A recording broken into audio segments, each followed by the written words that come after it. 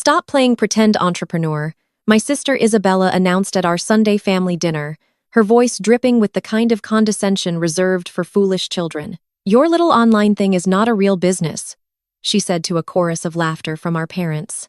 I just nodded quietly and said understood. What my arrogant sister and my dismissive parents did not know was that my little online thing was actually the shadow equity firm keeping her entire tech startup afloat. And by Wednesday morning, I would send a single email pulling my $120 million investment, plunging her perfectly curated life into absolute freefall. I am Kendra, 35 years old, and for as long as I can remember, I have been the designated disappointment in my family. Growing up in a sprawling estate in Buckhead, Atlanta, my parents, Vivian and Calvin, cultivated an environment where love was strictly transactional. Excellence was not just expected, it was the only currency that bought you a seat at the table. My sister Isabella understood this game perfectly. She was the golden child, the flawless overachiever who went to law school, married a wealthy white corporate executive named Liam, and launched a tech startup that made her the darling of the local business magazines. I took a different path. After graduating from Spelman College, I refused to climb the traditional corporate ladder. I wanted to build something of my own, so I started with small online investments and anonymous digital storefronts.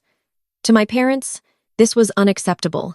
They viewed my choices as a personal insult to their legacy. They wanted boardroom titles and corner offices, not late nights spent coding and analyzing market trends in sweatpants. So, they mocked me. They belittled my ambitions at every opportunity, turning my life into a running joke to elevate Isabella and her perfectly manicured existence. This particular Sunday dinner was no different. The dining room of my parents' estate was suffocatingly grand, filled with crystal chandeliers and heavy mahogany furniture that felt more like a museum than a home. I sat quietly at the end of the long table, moving the roasted asparagus around my plate while Isabella held court. She was pitching or sink her highly publicized tech startup to the family, boasting about an upcoming Series B funding round and dropping buzzwords to impress our father. She looked across the table at me, a smug smirk playing on her lips. Kendra, she said, her tone coated in fake sweetness. You should really consider putting your modest savings into this round. It would be a safe place for whatever cash you manage to scrape together from those little websites of yours. I looked up, meeting her gaze. I appreciate the offer, Isabella, but I prefer to keep my investments focused on my own ventures. I will have to pass. Isabella slammed her wine glass down the red liquid splashing against the pristine white tablecloth. The room went dead silent. Stop playing pretend entrepreneur. She snapped her mask of sweetness, vanishing completely. Your little online thing is not a real business. It is a hobby for people who cannot handle the real corporate world. Before I could even process the disrespect, her husband Liam leaned back in his chair and chuckled. He was a finance guy, always eager to prove he belonged in this high-achieving family by joining in on the mockery. Come on, Kendra lead. Using that insufferable corporate voice he always adopted with me. If you ever want to get a real job, I would be happy to review your cute little spreadsheets. I can show you how actual profit and loss statements work. I opened my mouth to respond, but my mother, Vivian, cut me off instantly. Kendra stopped being so defensive. She scolded, pointing her silver fork at me. You have been pushing those online stores for over a decade. It is time to grow up. Isabella is securing tech capital while you are playing pretend. You should be taking notes instead of catching an attitude at my dinner table. My father Calvin let out a deep, booming laugh and nodded in agreement. Listen to your mother, Kendra, he added, taking a sip of his bourbon. We just want you to be grounded in reality. The family hierarchy was displayed in full force, entirely through their dismissive words. Isabella was the star. Liam was the brilliant partner. My parents were the proud architects of her success, and I was the cautionary tale. They expected me to argue. They expected me to defend my life so they could tear it down piece by piece. But 10 years of building an empire in the shadows had taught me the supreme value of silence. I wiped my mouth with my linen napkin, placed it carefully beside my plate, and smiled politely. Understood?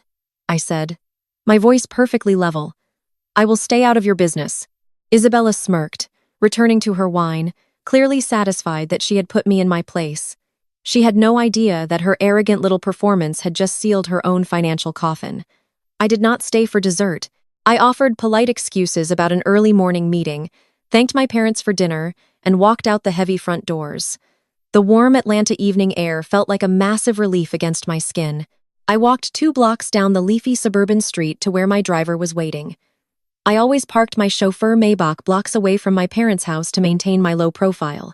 They thought I drove a sensible used sedan, and I let them believe it because peace was worth more than proving them wrong. The moment the heavy doors of the Maybach closed, enclosing me in soundproof luxury, the calm facade I had maintained at dinner dropped away. I reached into my designer tote bag and pulled out my encrypted tablet. For 10 years, my family thought I was barely scraping by with random internet shops. They did not know that those early sites had funded highly lucrative software acquisitions, which in turn funded a massive private equity firm. I am the sole anonymous owner of Apex Ventures, and Apex Ventures was the shadow entity holding Isabella's entire startup together. I opened my secure communication channel and called my portfolio manager, Elijah. He answered on the second ring, his voice sharp and professional despite the late hour on a Sunday. "Good evening, Kendra," he said. "What do you need?" I did not give a long emotional monologue about my hurt feelings or the humiliation I had just endured. In my world, emotions clouded judgment, and I needed absolute surgical precision. "Elijah," I said, my voice cold and steady, "we are exercising the immediate withdrawal clause on the Orasync portfolio." There was a brief pause on the line. Elijah was a seasoned professional, but even he knew the magnitude of this command. Pulling the funds entirely, he asked just to clarify. "Every single cent," I replied, looking out the window at the passing city lights. "They have 30 days of operational runway at best. I want the withdrawal initiated immediately." "Understood," Kendra Elijah said without missing a beat. "I will prep the authorization codes for your signature right now." A minute later, a secure document appeared on my tablet screen. I reviewed the terms of the withdrawal. The investment contract Isabella had so proudly signed with my anonymous firm included a strict morality and performance clause, allowing the primary investor to pull capital without penalty if internal financial metrics failed to meet our exact standards. I typed my digital signature and hit send. The $120 million lifeline was officially yanked from Orink's accounts at 2:00 inches the morning on Wednesday. I sat back against the plush leather seats of my car, letting the quiet hum of the engine soothe my racing thoughts. Isabella wanted to talk about real business. It was time she learned exactly how ruthless real business could be. Wednesday morning arrived with a quiet, beautiful stillness. I was standing in the chef's kitchen of my downtown penthouse, looking out over the sprawling city skyline while sipping a fresh espresso. The peace was violently interrupted when my personal cell phone began to vibrate across the marble countertop. It was a relentless, continuous buzzing that meant only one thing. The family group chat was in full panic mode. I picked up the phone and watched the messages flood the screen in rapid succession. Isabella was frantically typing, sending paragraphs of pure terror. "Apex just pulled our funding." She wrote her words, bleeding desperation even through the digital screen.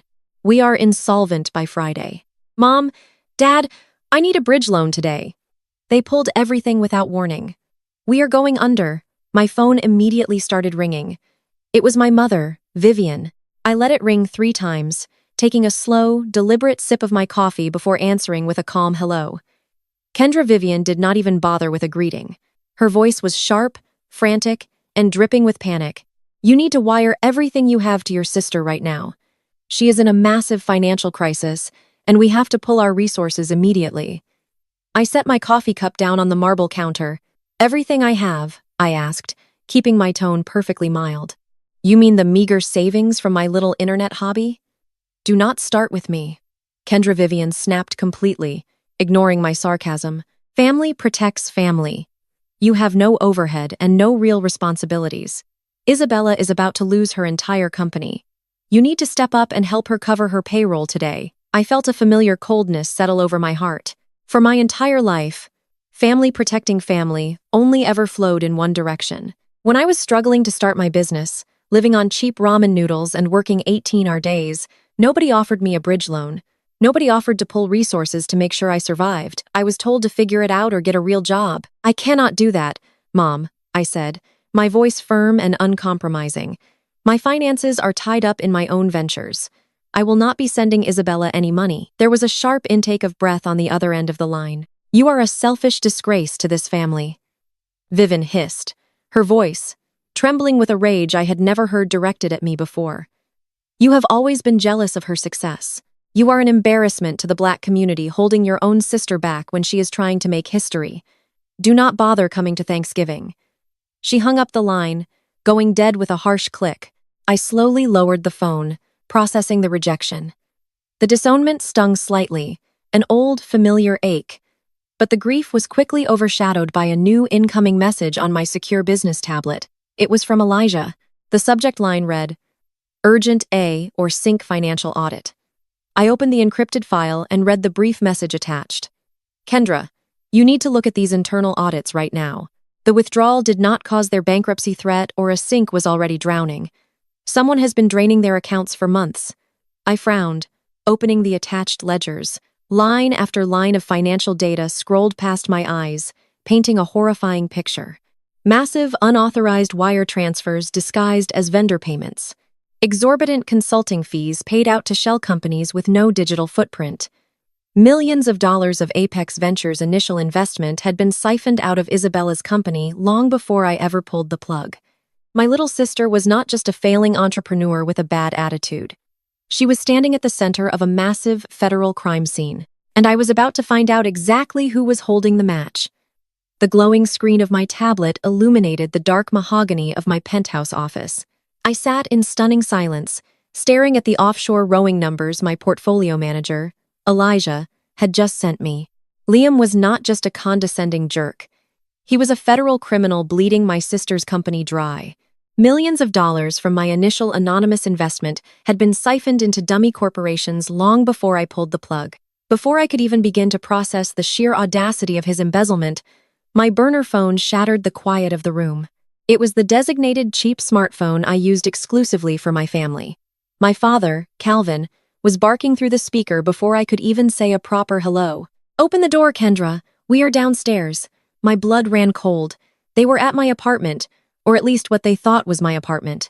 I own the entire luxury residential high-rise in Midtown Atlanta. Every brick, every pane of glass, and every elevator shaft belongs to my shadow equity firm. But to keep my family completely in the dark about my wealth, I maintained a modest, cramped one-bedroom guest suite on the third floor, specifically for their rare visits. It was staged perfectly with cheap furniture and budget art representing a physical manifestation of the struggling online hustler they believed me to be. I sprinted to the private executive elevator, swapping my tailored silk blazer for a faded, oversized cardigan. By the time I reached the third floor and unlocked the door to the decoy suite, I was breathing heavily, playing the part of the overwhelmed tenant to absolute perfection. I pulled the door open, and my parents pushed their way inside without a single word of greeting. Isabella trailed behind them, clutching a designer handbag like a protective shield. They brought the suffocating scent of panic and expensive perfume into the tiny room. Calvin did not waste time with pleasantries. He threw a thick manila folder onto the scratched coffee table with a loud, heavy smack. "We need your signature right now," he demanded, his voice echoing off the cheap drywall. Vivian, my mother, paced the small living room, looking at my modest furnishings with open disgust. "Your sister is in the middle of a catastrophic financial crisis, Kendra. Her primary investors pulled out overnight without any warning. We are taking out a second mortgage on the Buckhead estate to help her cover payroll, but the bank needs more collateral to finalize the bridge loan." I looked at the folder, then at Isabella. Her usual smug demeanor was cracking around the edges, her eyes bloodshot from a severe lack of sleep to save her sinking ship. My parents were willing to risk the very house they worshipped. "What does your second mortgage have to do with me?" I asked, keeping my voice perfectly level. Calvin tapped the folder aggressively. "The bank needs more assets to secure the loan. You are going to sign over your half of the deed to Grandad Thomas' commercial plot downtown." My heart stopped beating for a fraction of a second. Grandad Thomas had been the only person in this family who ever truly believed in me. When he passed away, he left a vacant commercial lot in downtown Atlanta jointly to Isabella and me. To my parents, it was just an eyesore and undeveloped liability in a bad neighborhood. But my real estate analysts at Titan Holdings knew that specific district was recently zoned for a massive multi-million-dollar high-rise project. It was an absolute gold mine waiting to be tapped. "You want me to sign away my only inheritance to fund her company?" I asked, looking directly at Isabella. Why cannot Liam get a loan from his corporate buddies? Isabella flinched visibly at the mention of her white husband. Liam is busy handling the internal audits. She snapped her voice, turning shrill. We just need cash to bridge the gap right now. That land is a worthless dirt patch in the hood. Kendra, I have developer connections who will buy it for quick cash today. It is doing nothing but gathering weeds. Just sign the paper. Vivian stepped closer, her tone shifting into that manipulative motherly cadence she perfected at Sunday service. Kendra, you have no real responsibilities. You sit on the internet all day playing with your little drop-shipping stores. Your sister is a real entrepreneur building a legacy for Black excellence in the tech world. We have to protect the family name at all costs. Family protects family. I looked at the three of them standing in my fake living room demanding my real legacy. They were willing to strip me of the one meaningful thing our grandfather left me just to feed Isabella's bottomless ego. And the bitter irony was that I knew the absolute truth. I knew Isabella's company was already a hollow shell gutted from the inside by her own husband's thievery. Throwing my land at her business would be like throwing a life jacket directly into an incinerator. I picked up the manila folder and calmly handed it back to my father. No, I said, my voice dropping an octave steady and absolute. I am not signing away my legacy to save a business that is already dead. The room erupted into chaos. Calvin's face turned a dangerous shade of purple. He stepped into my personal space. His towering frame meant to intimidate me into submission. You selfish, ungrateful little girl. He roared, the veins in his neck bulging against his collar. We gave you everything. And the one time your sister needs you, you turn your back on your own blood. You are a bitter, jealous woman who cannot stand to see her own sister shine. Vivian clutched her chest, producing fake tears on command. I cannot believe I raised such a cold-hearted disappointment. She wailed, her voice breaking artificially. If you do not sign that paper right now, you are no longer a part of this family. We are done with you, Kendra. Do you hear me? You are officially disowned. I did not blink. I did not cry. I just stood my ground in the middle of that staged apartment and pointed to the door. Then I guess there is nothing left to discuss, I said evenly. Please leave my home. Calvin snatched the folder from my hands, muttering harsh curses under his breath as he stormed out into the hallway. Vivian followed closely behind him, refusing to even look in my direction, but Isabella lingered in the doorway for just a second. The mask of the panicked startup founder slipped away entirely, replaced by a cold, calculating sneer. She leaned in close enough for me to feel her breath. You are a fool, Kendra, she whispered, her voice dripping with pure venom. Real entrepreneurs do what it takes to survive. Watch me. She turned on her designer heel and walked away, the door slamming shut behind her. I stood in the heavy silence of the room, letting the echo of her threat fade into the walls. I reached down, unbuttoned the faded cardigan, and let it drop to the floor. Isabella thought she was ruthless. She thought she was doing what it took to survive. I walked back to the private elevator to return to my penthouse, pulling out my encrypted tablet. She had no idea what survival really looked like, but I was about to show her. I stood in the heavy silence of the decoy apartment, letting the echo of my sister's threat fade into the cheap drywall. Isabella thought she was ruthless. She thought she was doing whatever it took to survive. I walked back to the private elevator to return to my penthouse, pulling out my encrypted tablet. She had no idea what survival really looked like, but I was about to show her. 30 minutes later, my driver pulled the Maybach into the secure underground parking garage of Titan Holdings. This was my actual domain, a towering monolith of sleek glass and steel located in the heart of downtown Atlanta. I bypassed the main lobby and took the private executive elevator directly to the top floor. The doors slid open to reveal the sprawling command center of Apex Ventures. The floor-to-ceiling windows offered a panoramic view of the city I practically owned. But I was not interested in the skyline today. I was interested in blood. My portfolio manager, Elijah, was already waiting for me in the main boardroom. The massive digital screens dominating the far wall were lit up with complex financial models, cascading spreadsheets, and highlighted banking transactions. Elijah stood at the head of the long mahogany table, looking sharp in his tailored suit, but his usual calm demeanor was replaced by a rigid tension. "You got here fast," he said, sliding a thick bound file across the polished wood. I sat down and opened the file. "Tell me exactly what I am looking at, Elijah. Why did pulling $120 million cause an immediate declaration of insolvency?" A tech startup with Aura Sinks, supposed market valuation, should have had at least 6 months of operational cash reserves sitting in holding accounts. They should have been panicking. Yes, but they should not have been bankrupt by sunrise. Elijah tapped a few keys on his laptop, bringing a specific ledger to the center screen. That is the problem, Kendra. They did not have cash reserves. They did not have anything. Orasync has been a hollow shell for the better part of 8 months. I stared at the screen, my eyes scanning the highlighted rows of data. What do you mean a hollow shell? I personally reviewed their quarterly reports before we authorized the last funding block. They were showing massive growth in user acquisition and software licensing.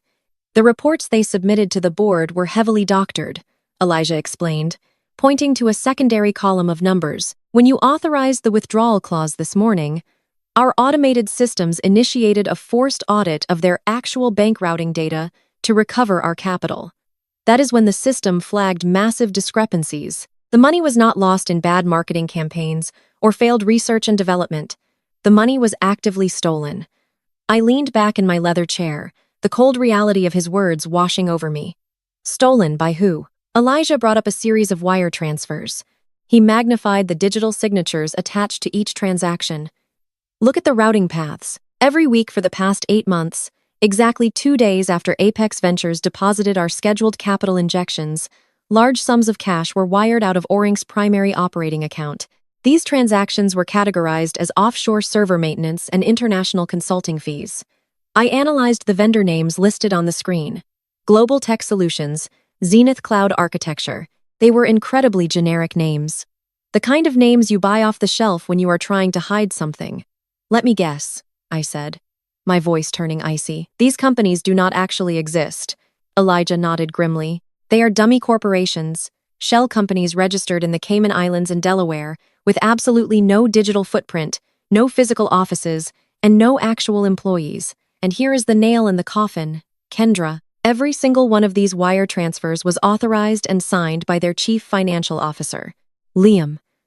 The name slipped from my lips like a curse. Yes, Elijah confirmed. Liam. I sat there in the quiet hum of the boardroom processing the sheer staggering audacity of the betrayal. Liam, the smug, arrogant white man who sat at my black family's dinner table, eating the food my mother prepared, drinking my father's expensive bourbon, and actively mocking my intelligence. The man who had laughed in my face just days ago, offering to fix my cute little spreadsheets and teach me how real profit and loss statements worked. I was not a brilliant corporate executive. He was a common thief.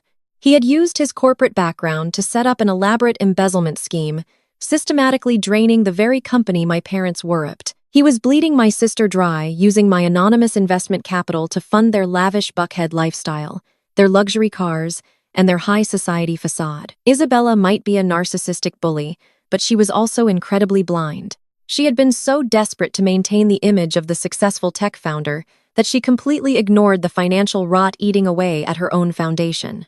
She let her husband handle the money because she trusted his corporate pedigree over her own diligence.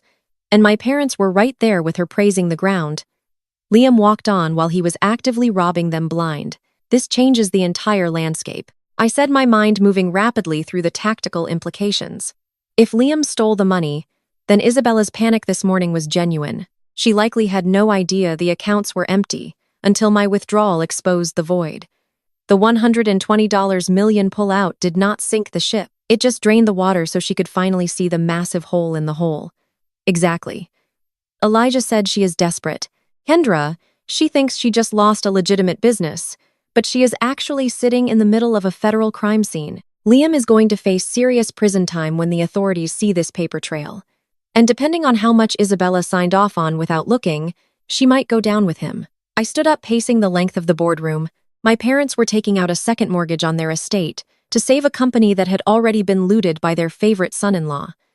They were willing to sacrifice my inheritance to plug a hole that Liam created. The injustice of it burned in my chest, but I shoved the emotion down. I needed cold, calculated strategy. Prepare a complete forensic dossier, I instructed Elijah. I want every single offshore account traced back to Liam's personal assets.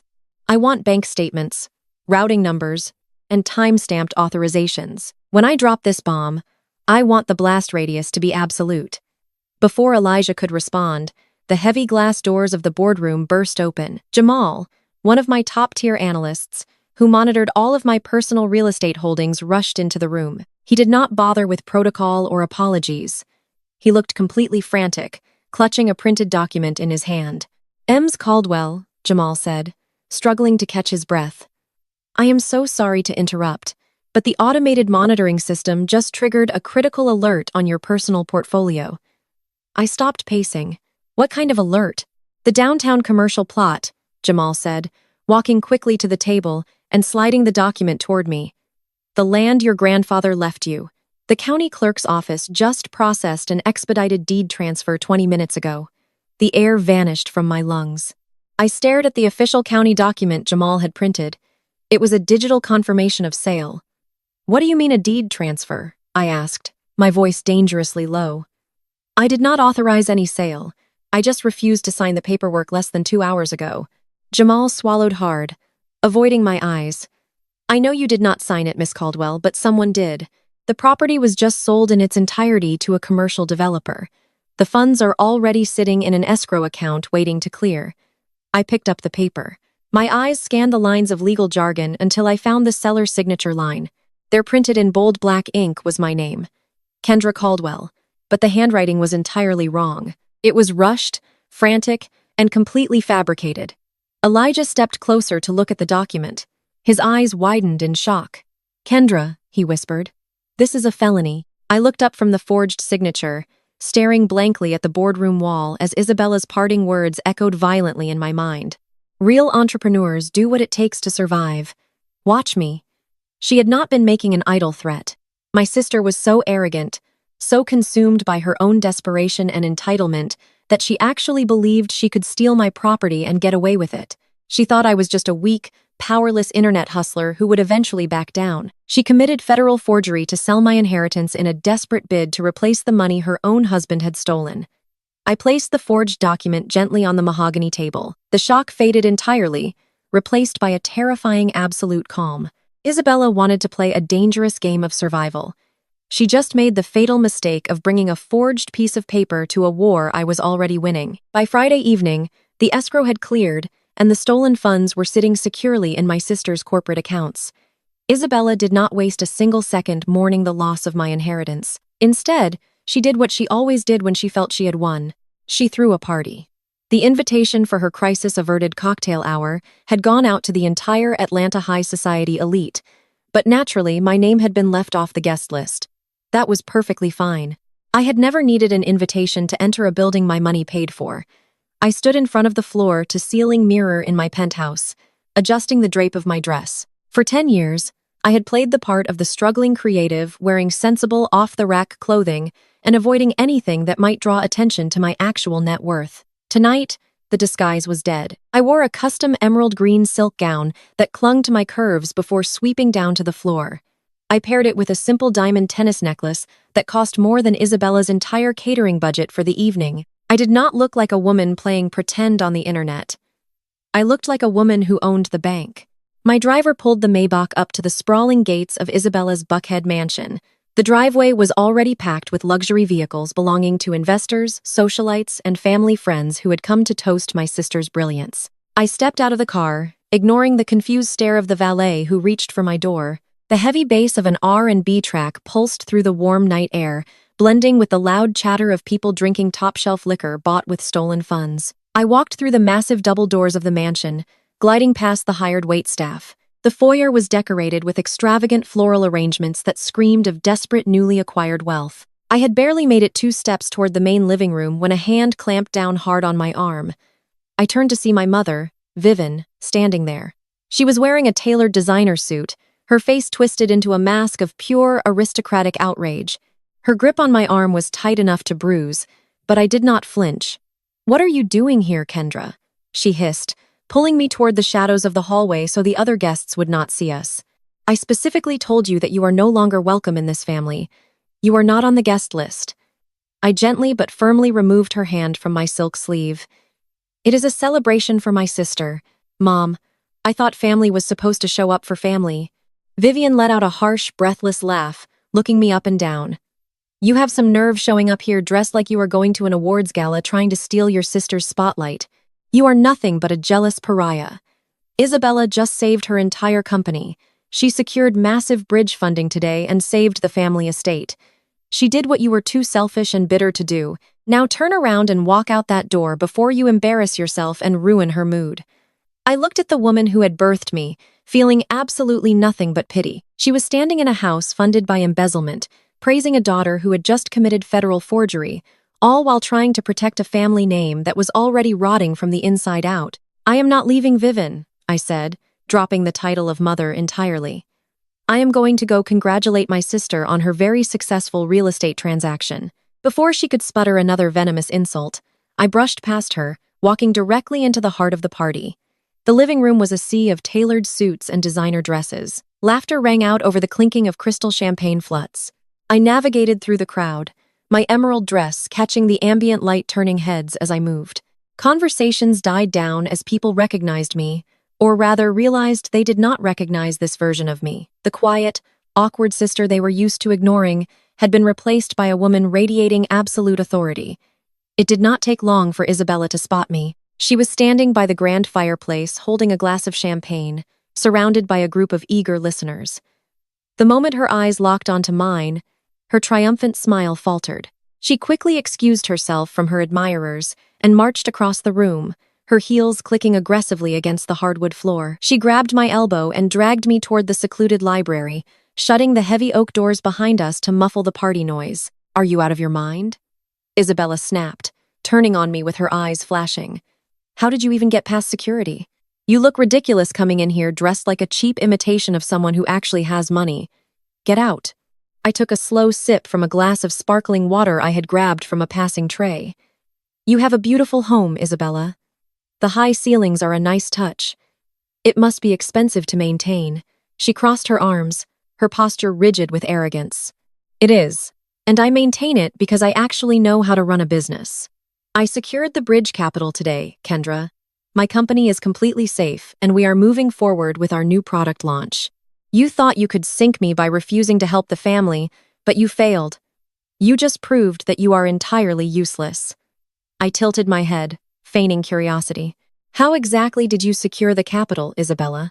Mom mentioned something about a real estate transaction. Did you find a buyer for your half of the dirt patch?" Isabella let out a smug, breathless little laugh, taking a long sip of her champagne. She leaned in close, dropping her voice to a conspiratorial whisper as if she were sharing a brilliant corporate strategy instead of confessing to a felony. "I sold the whole plot," she whispered, a wicked glint in her eyes. "I had an old power of attorney document from when Granddad first got sick. I used it to sign over your half of the deed. The developer wired the cash this morning. It was incredibly easy. You should have just signed the papers when Dad asked you to.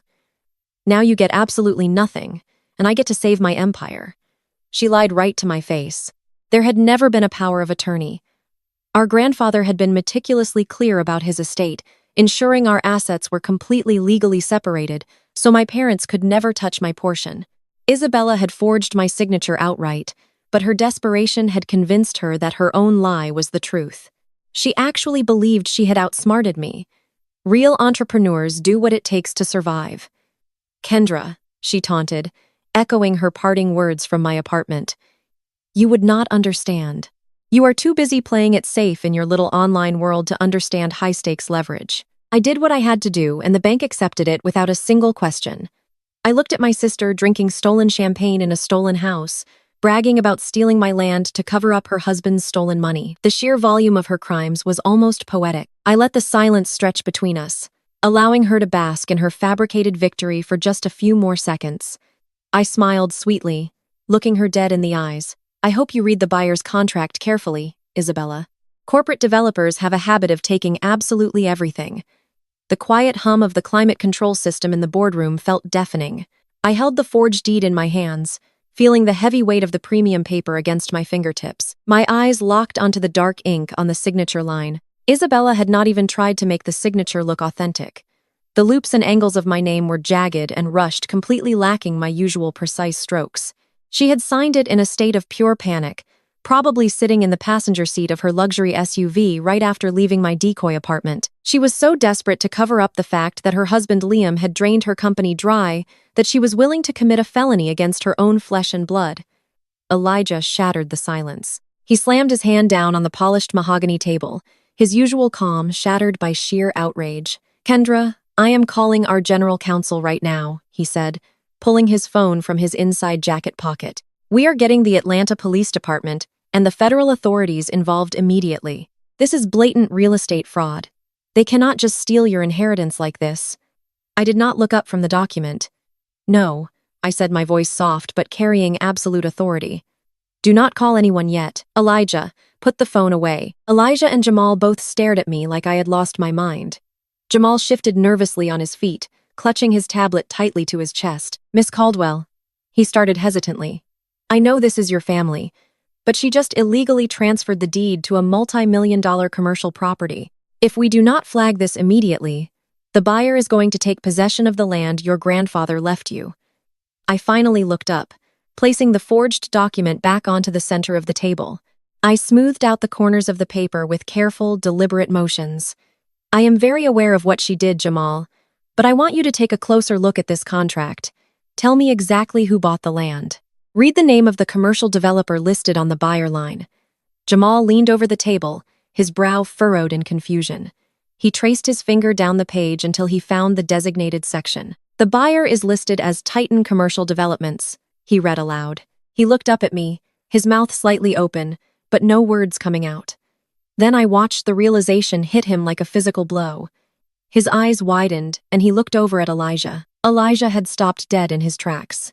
His phone still gripped tightly in his hand. He slowly lowered it, staring at the document on the table. "Titan Commercial Developments," I said, allowing a cold smile to touch the corners of my mouth.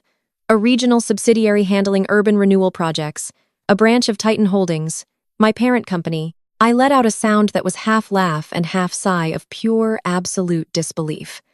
My sister, the golden child of our family, the woman with the prestigious law degree, who constantly mocked my business acumen, had just committed a federal crime to sell an asset to the very person she was stealing it from. She was so blinded by her own arrogance and her desperate need for cash that she did not even do her due diligence on the buyer. She had reached out to her network of greedy high society developers looking for a quick flip on a downtown Atlanta plot. She thought it was just a worthless dirt patch in a neighborhood she felt she had outgrown. She did not know that Titan Holdings had been aggressively acquiring property in that exact district for a massive new development project. The broker who offered her the best immediate cash price worked for my company. Isabella had just forged my signature to sell my own land back to me. Granddad Thomas had bought that land decades ago. He always told me it was special. He saw the vision of a thriving Atlanta long before the modern corporate developers moved in. To my parents and my sister, it was just a burden.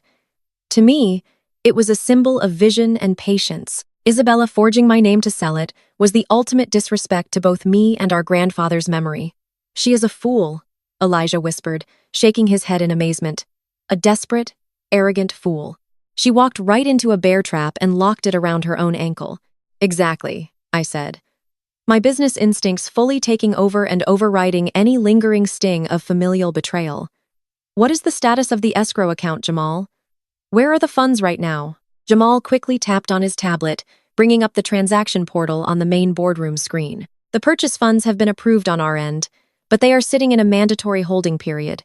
Escrow is waiting for the final clearance. We have a 24-hour window to flag the transaction for fraud and freeze the transfer before the cash hits corporate accounts." "Do not freeze it," I commanded. Elijah took a step toward me, his professional caution kicking in. "Kendra, if you let those funds clear, she gets the money. You will be actively funding the company that just tried to rob you." I stood up from the leather chair, smoothing down my oversized cardigan. I felt more powerful standing in that room wearing cheap decoy clothes than I had in my entire 35 years of life. "I want her to get the money, Elijah. I want the cash to hit her accounts.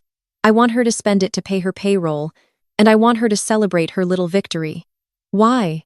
Jamal asked, his voice quiet with awe. "Because right now, it is just an attempt," I explained, pacing slowly around the massive boardroom table.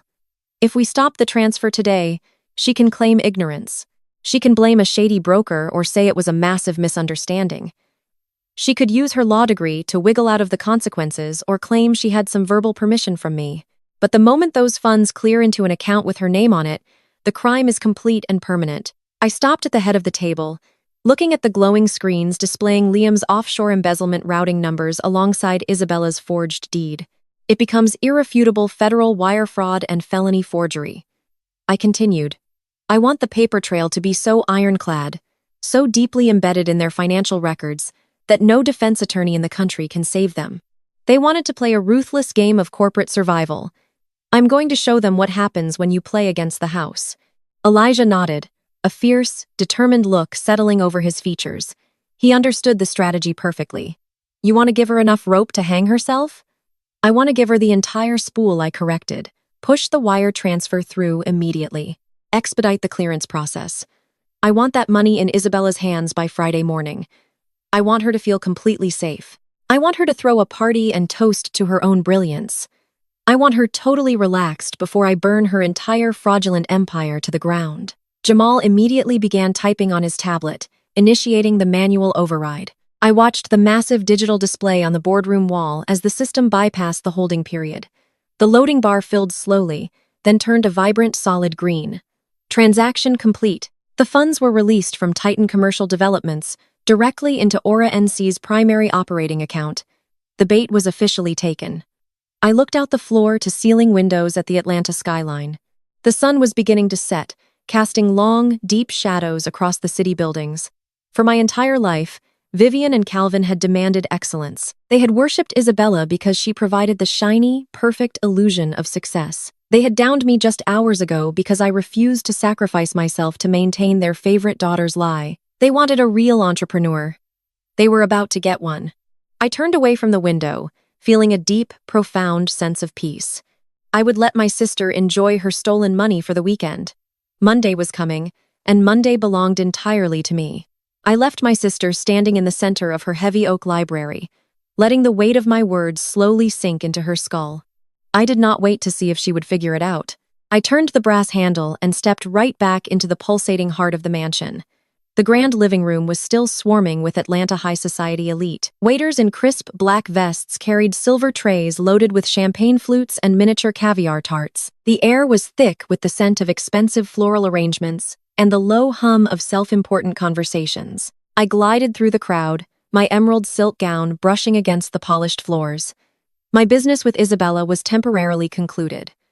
Now it was time to address the true architect of this financial disaster. I scanned the room looking for the man who was actively bleeding my family dry. It did not take long to find him. Liam was holding court by the custom marble bar stationed near the floor-to-ceiling windows overlooking the pool. He was surrounded by a small group of older, wealthy white men who were hanging on to his every word. Liam loved playing the role of the brilliant corporate savior who had graciously married into a successful black family. He stood there holding a tumbler of scotch, projecting an aura of absolute invincibility. He thought he was the smartest person in the room. He thought his offshore accounts were buried so deep that no one would ever find them. He was wrong on both counts.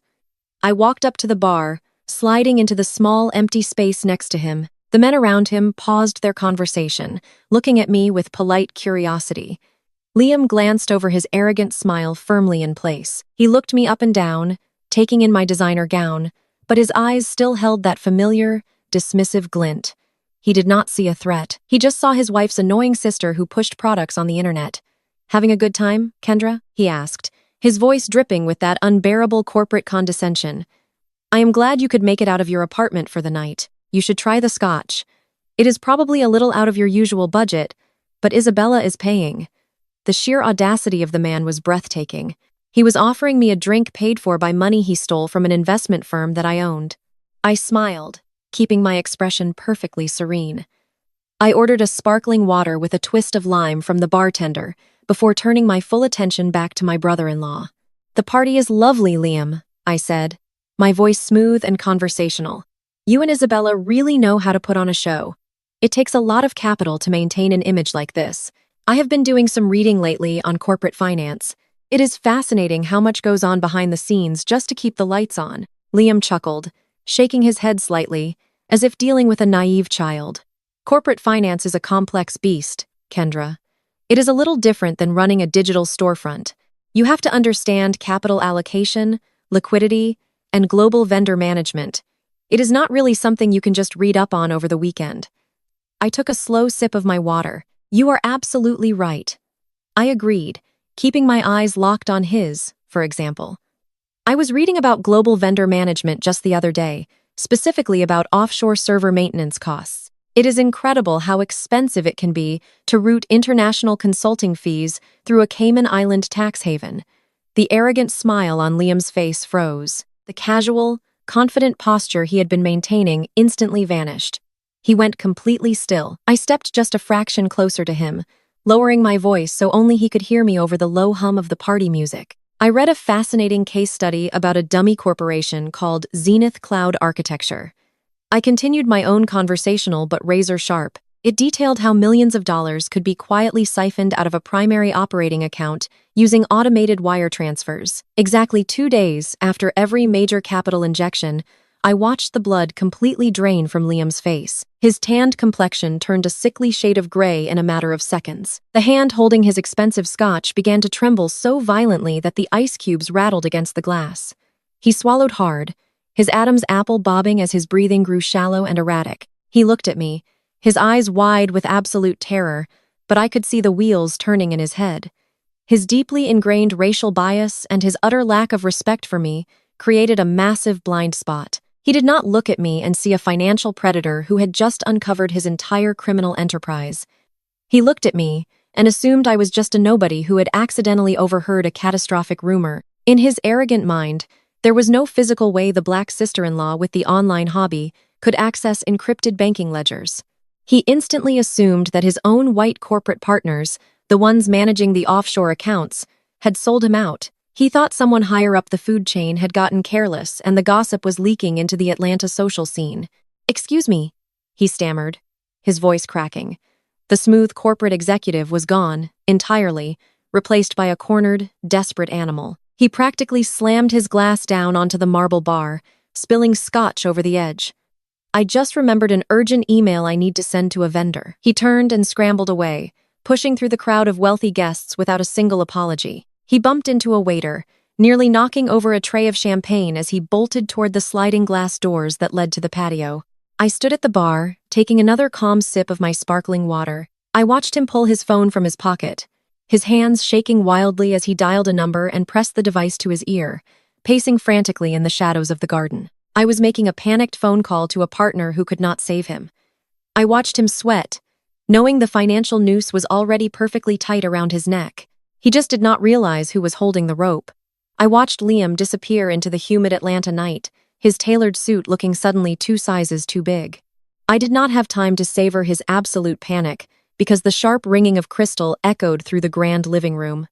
The heavy bass of the music faded out, replaced by the expectant hush of the high society crowd. I turned my attention back to the center of the room.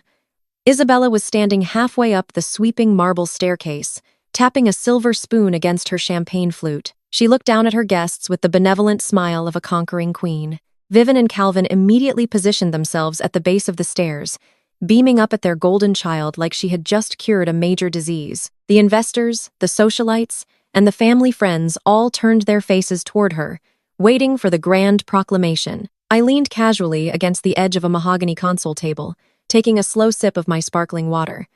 "Thank you all for coming tonight," Isabella began, her voice projecting effortlessly across the vast space. Her tone was carefully modulated, hitting that perfect blend of fake humility and overwhelming arrogance that she had practiced for years. When I started Aura Sync, I knew the journey of a Black woman in the tech space would be fraught with challenges. I knew there would be hurdles. I knew there would be doors closed in my face, and people who wanted to see my vision fail. She paused for dramatic effect, placing a hand over her heart. A few of my mother's friends murmured in sympathetic agreement. I kept my face entirely blank. Isabella had never faced a closed door in her life. Our parents had paved her entire road with cash and connections, but she loved playing the triumphant underdog. This week tested me in ways I never could have anticipated. Isabella continued, her eyes sweeping over the crowd. We faced an unexpected and frankly malicious disruption in our capital pipeline. For a moment, I thought we might actually lose everything we built. But true founders do not break under pressure. We pivot. We fight. We survive. A smattering of applause broke out.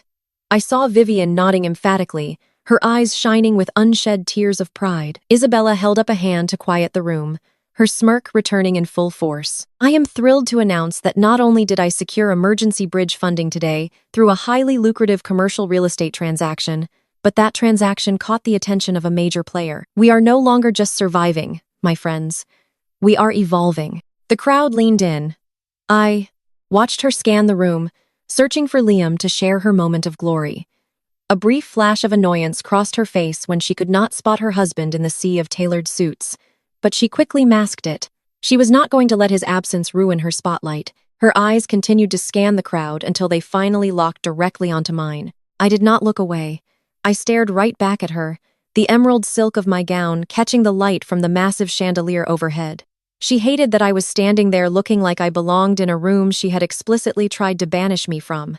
I could see the petty, vindictive gears turning in her head. She was about to use this audience to completely crush me. Before she could deliver her final announcement, my father Calvin decided he could not let this moment pass without inserting himself into the narrative. He climbed one step up the marble staircase to stand beside his daughter. Turning to face the crowd, he raised his glass of premium bourbon, his chest puffed out with absolute authority. "If I may say a few words," Calvin announced, his deep voice commanding total silence. "Building generational wealth is not for the faint of heart. It requires discipline. It requires an elite mindset. We raised Isabella to understand that success is not handed to you.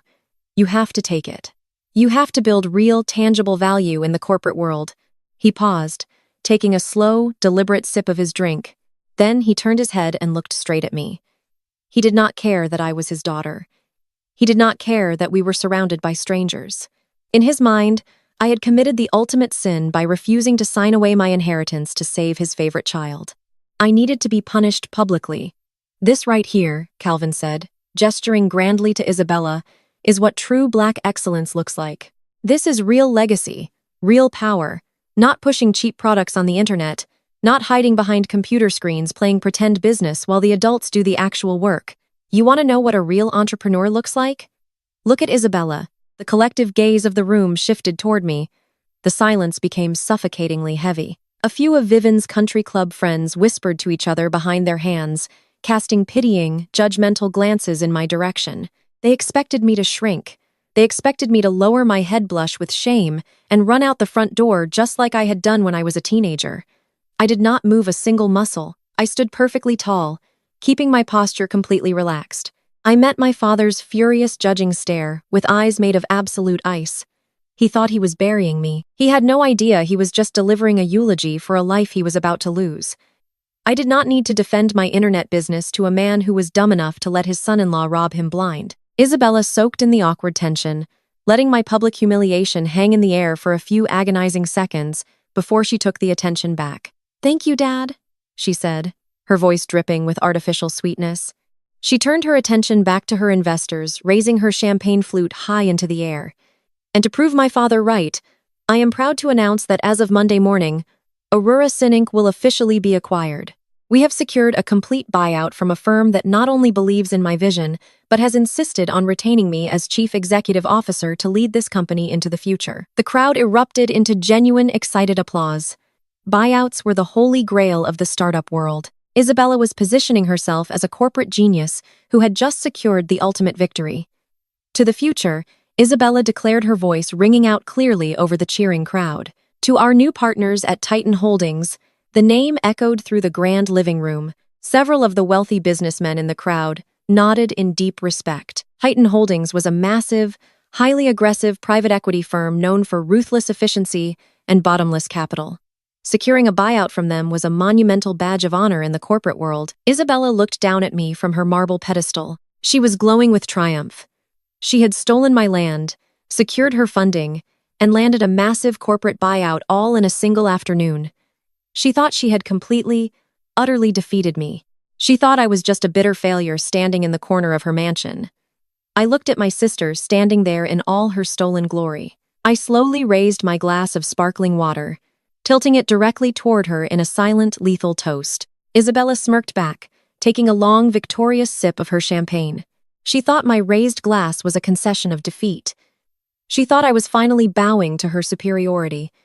She did not know that Titan Holdings was my parent company. She did not know that I was the one who had authorized the acquisition paperwork she was so desperately eager to sign. She did not know that she was celebrating a buyout funded by the very woman she had just committed federal forgery against.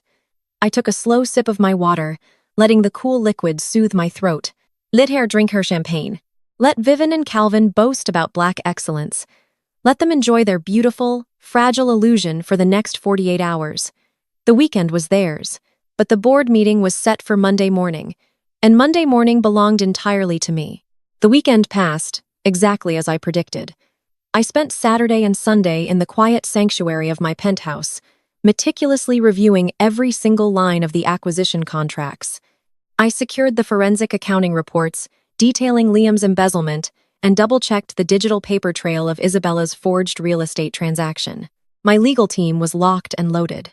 While I was sharpening the blade, my family was busy celebrating their own execution. Monday morning arrived crisp and bright. The Atlanta sun reflected off the towering glass and steel structures of the financial district. Orasync headquarters occupied the top 3 floors of one of the most expensive high-rises in the city. It was a physical manifestation of Isabella's ego. Everything was sleek, over-designed, and completely lacking an actual substance. I sat in the back of my Maybach, idling in the executive loading zone, while I waited for the clock to strike exactly 9.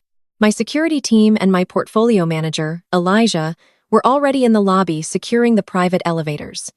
I smoothed the lapels of my bespoke tailored suit. It was a deep charcoal gray cut with absolute precision. I paired it with a simple gold watch and a pair of heels that clicked with lethal authority against the pavement when I finally stepped out of the car. I rode the elevator up to the 50th floor, my mind perfectly clear. There was no anxiety. There was no lingering guilt about what I was about to do to my own flesh and blood. They had made their choices. They had looked me in the eye and told me I was nothing. They had tried to steal my inheritance to cover up their own crimes. Today was simply the invoice coming due. When the elevator doors slid open, I stepped into the sprawling reception area of Orasync. The receptionist started to ask if I had an appointment, but my security team simply held up a hand and kept walking. We moved down the main corridor toward the executive boardroom. The walls were lined with frosted glass panels, allowing me to see the blurred silhouettes of the people inside. My security detail paused at the heavy mahogany doors, pulling them open just a fraction of an inch. It was enough for me to hear the conversation taking place inside. I stood in the hallway perfectly still and listened to my sister hold court one last time. Isabella was standing at the head of the massive conference table projecting immense arrogance.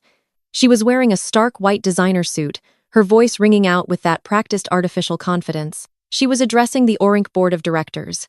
These were the early-stage investors and were completely unaware that the company had been bled dry. Next to her stood Liam. The contrast between husband and wife was almost comical.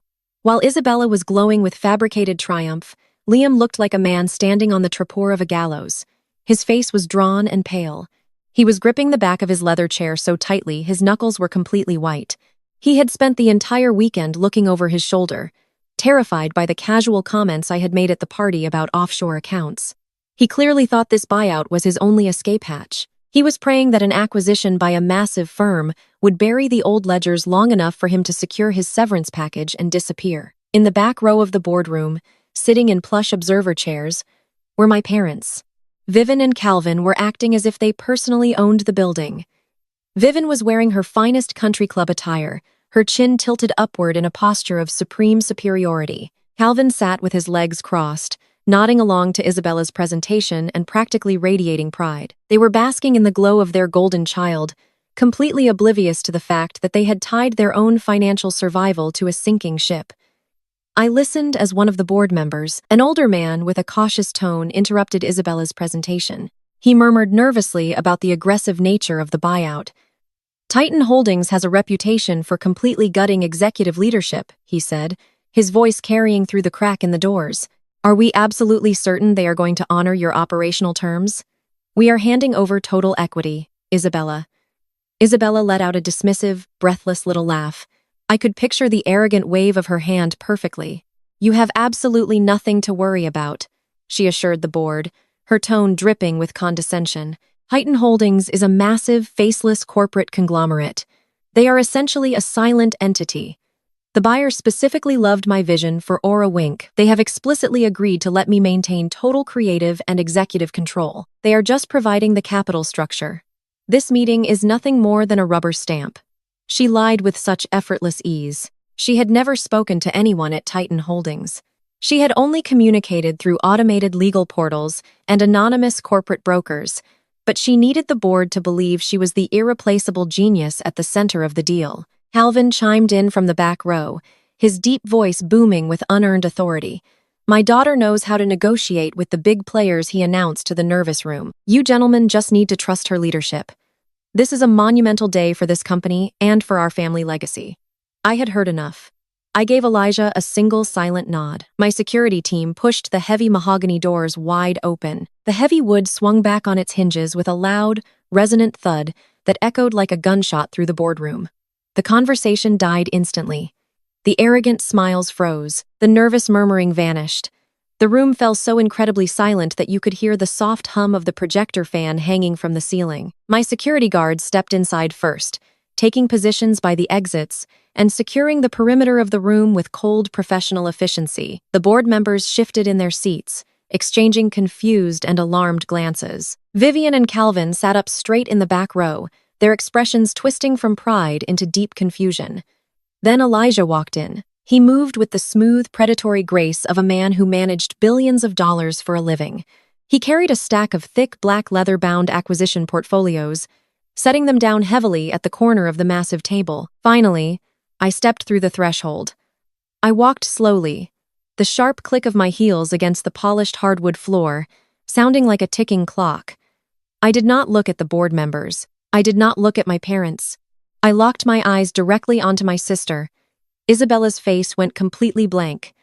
Her mouth parted slightly, the triumphant speech dying in her throat. She looked at my tailored suit, at my security team, and at Elijah. For a split second, her brain simply refused to process the visual information in front of her. She was expecting a team of older, white corporate executives from a faceless conglomerate. She was not expecting the sister she had disowned and discarded. Liam let out a shaky, audible breath, taking a sudden step backward, as if he had been physically struck. He remembered our conversation at the bar. The pieces were violently clicking into place inside his terrified mind.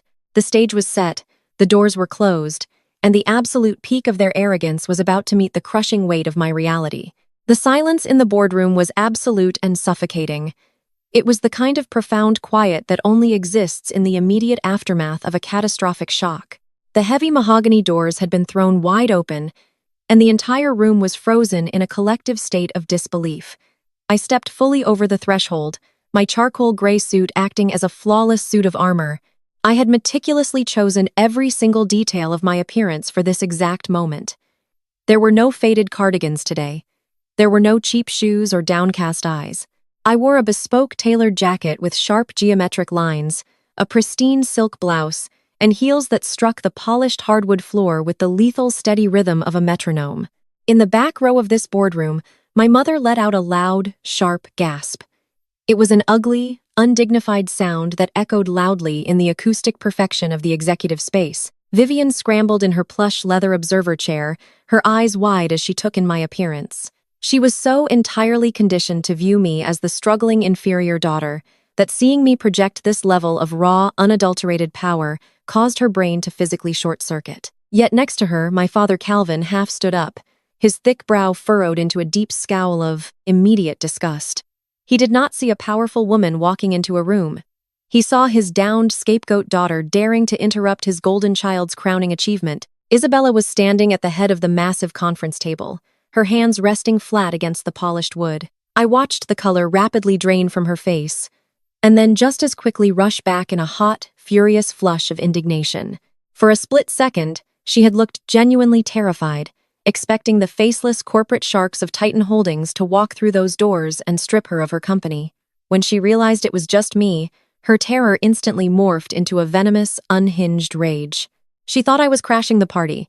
She actually believed I had somehow bypassed the lobby security just to throw a petty, jealous tantrum and ruin her big corporate buyout. "Kendra, what is wrong with you?" Isabella shouted, her voice shrill and echoing off the frosted glass walls. She marched 2 steps away from the table, pointing a manicured finger directly at my face. "You are completely out of your mind showing up here. Security. Remove her immediately. This is a closed executive buyout. You are trespassing on private corporate property." I did not stop walking. I did not alter my pace. I simply kept my eyes locked on hers. 2 of the Orink building security guards were standing near the corner of the room. Isabella looked at them expectantly, waiting for them to grab my arms and drag me out into the hallway. The guards did not move a single muscle. They stood perfectly still, their hands clasped loosely in front of them, staring straight ahead. My personal security detail had already intercepted the building management downstairs. When you own the parent company that is currently executing a hostile takeover of a failing startup, you also happen to own the building the startup leases its office space from. Those guards already knew exactly who signed their paychecks, and it was certainly not my sister. "Are you deaf?" Isabella shrieked, her pristine white designer suit suddenly looking frantic and unraveled. I said, "Remove her from this building right now." Vivian hissed from the back row, her voice a desperate, embarrassing stage whisper. "Kendra, stop this nonsense immediately. You are embarrassing the entire family in front of these important investors. Get out of here before your father calls the police." I completely ignored my parents. I did not even grant them the dignity of a glance. My focus was entirely on the long mahogany table and the seasoned executive sitting around it. Elijah moved with absolute precision. He did not say a word to Isabella or my parents. He stepped smoothly around the edge of the room, projecting the calm, intimidating aura of a man who routinely dismantled corporations for sport. He carried the thick, black leather-bound acquisition portfolios, setting them down in front of the senior Orink board members. The heavy thud of the documents hitting the table sounded like gavels dropping in a courtroom. The board members were older, wealthy men and women who had invested heavily in Isabella's fabricated tech vision. They looked highly alarmed by the screaming match happening at the front of the room, but their corporate instincts told them to look at the paperwork. One by one, they opened the heavy leather folders. I heard the crisp rustle of thick premium paper turning. I watched a veteran investor at the center of the table pull his reading glasses from his breast pocket and slide them onto his face. I kept walking until I reached the head of the table. Isabella was standing right in my path, her chest heaving with furious breaths. I did not ask her to move. I did not politely request space. I simply stepped directly into her personal perimeter, my physical presence so absolute and unyielding that she instinctively stumbled backward to avoid a collision. She bumped into the edge of a leather chair, her mouth hanging open in pure shock at my blatant refusal to submit to her. I took my rightful place at the absolute head of the board table. I slowly turned my gaze to Liam. My white brother-in-law was standing just a few feet away, and he looked like a man actively experiencing a heart attack. The arrogant corporate savior who had mocked my little spreadsheets at Sunday dinner was completely gone. His face was a sickly translucent gray, and a thick bead of sweat was rolling down his temple. He had recognized Elijah immediately. Liam knew exactly who managed the shadow equity funds he had been illegally draining. I knew what those black leather portfolios contained. He looked at me with eyes full of absolute naked terror. He realized his white privilege and his slick corporate jargon could not save him from the black woman he had severely underestimated. At the table, the senior board member with the reading glasses let out a sharp, audible gasp. He looked up from the first page of the acquisition portfolio, his face pale with sudden realization. He looked at Elijah, and then he looked directly at me. He had just read the name of the acquiring chief executive officer. The murmurs began to ripple around the table as the other executives read the exact same line. The confusion was rapidly transforming into cold, hard corporate shock. Isabella looked wildly around the room, sensing the massive shift in the atmosphere. She did not understand why her board members were suddenly staring at me with deep, legitimate fear. She did not understand why her husband looked like he was about to vomit on the expensive carpet. "Kendra, I am calling the police," Isabella threatened, pulling her phone from her pocket with a shaking hand. "You are psychotic. You are not going to ruin the biggest deal of my life just because you are a miserable failure." I rested both of my hands flat on the polished mahogany table, leaning forward just slightly.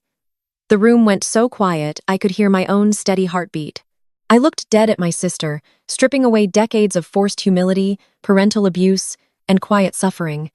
I let every ounce of my actual power radiate through my voice. "I am Kendra Caldwell. I said my words cutting through the air like a surgical blade. I am the Chief Executive Officer of Titan Holdings and the majority anonymous shareholder of Apex Ventures. Isabella froze her thumb, hovering uselessly over her phone screen. Her eyes darted rapidly from my face to the portfolios on the table and back again. Her brain violently rejected the information, but the absolute terror in Liam's eyes confirmed it was real. I kept my gaze locked on hers, letting the reality crush the breath out of her lungs. I am the one who pulled your $120 million investment on Wednesday morning. I continued, my voice echoing in the dead silence of the room. And I am the one buying your bankrupt scraps today. The moment those words left my mouth, the absolute silence in the boardroom shattered into pure, unadulterated chaos. It was like I had dropped a live grenade right into the center of their polished mahogany table. Several of the older board members gasped out loud, pushing their heavy leather chairs back, as if the physical distance could somehow protect them from the financial shockwave. The low, nervous murmuring escalated instantly into a frantic, overlapping chorus of panicked voices. My father, Calvin, was the first one to completely lose his mind. He practically leaped out of his plush observer seat in the back row, pointing a shaking, thick finger in my direction. He yelled over the rising noise of the room, demanding that someone call security immediately. He shouted that this was a sick, twisted joke and that I had somehow hacked into the building to humiliate my sister.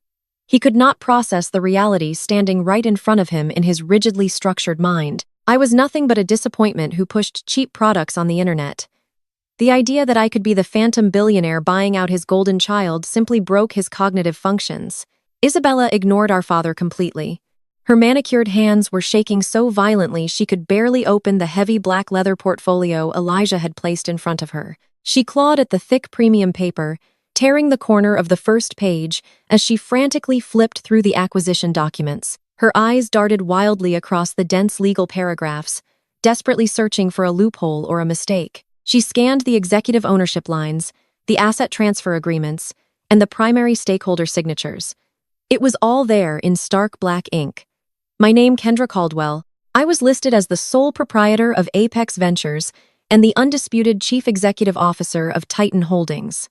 Every single dollar that had ever funded Orinc belonged entirely to me. Isabella let out a sound that was half choke and half sob.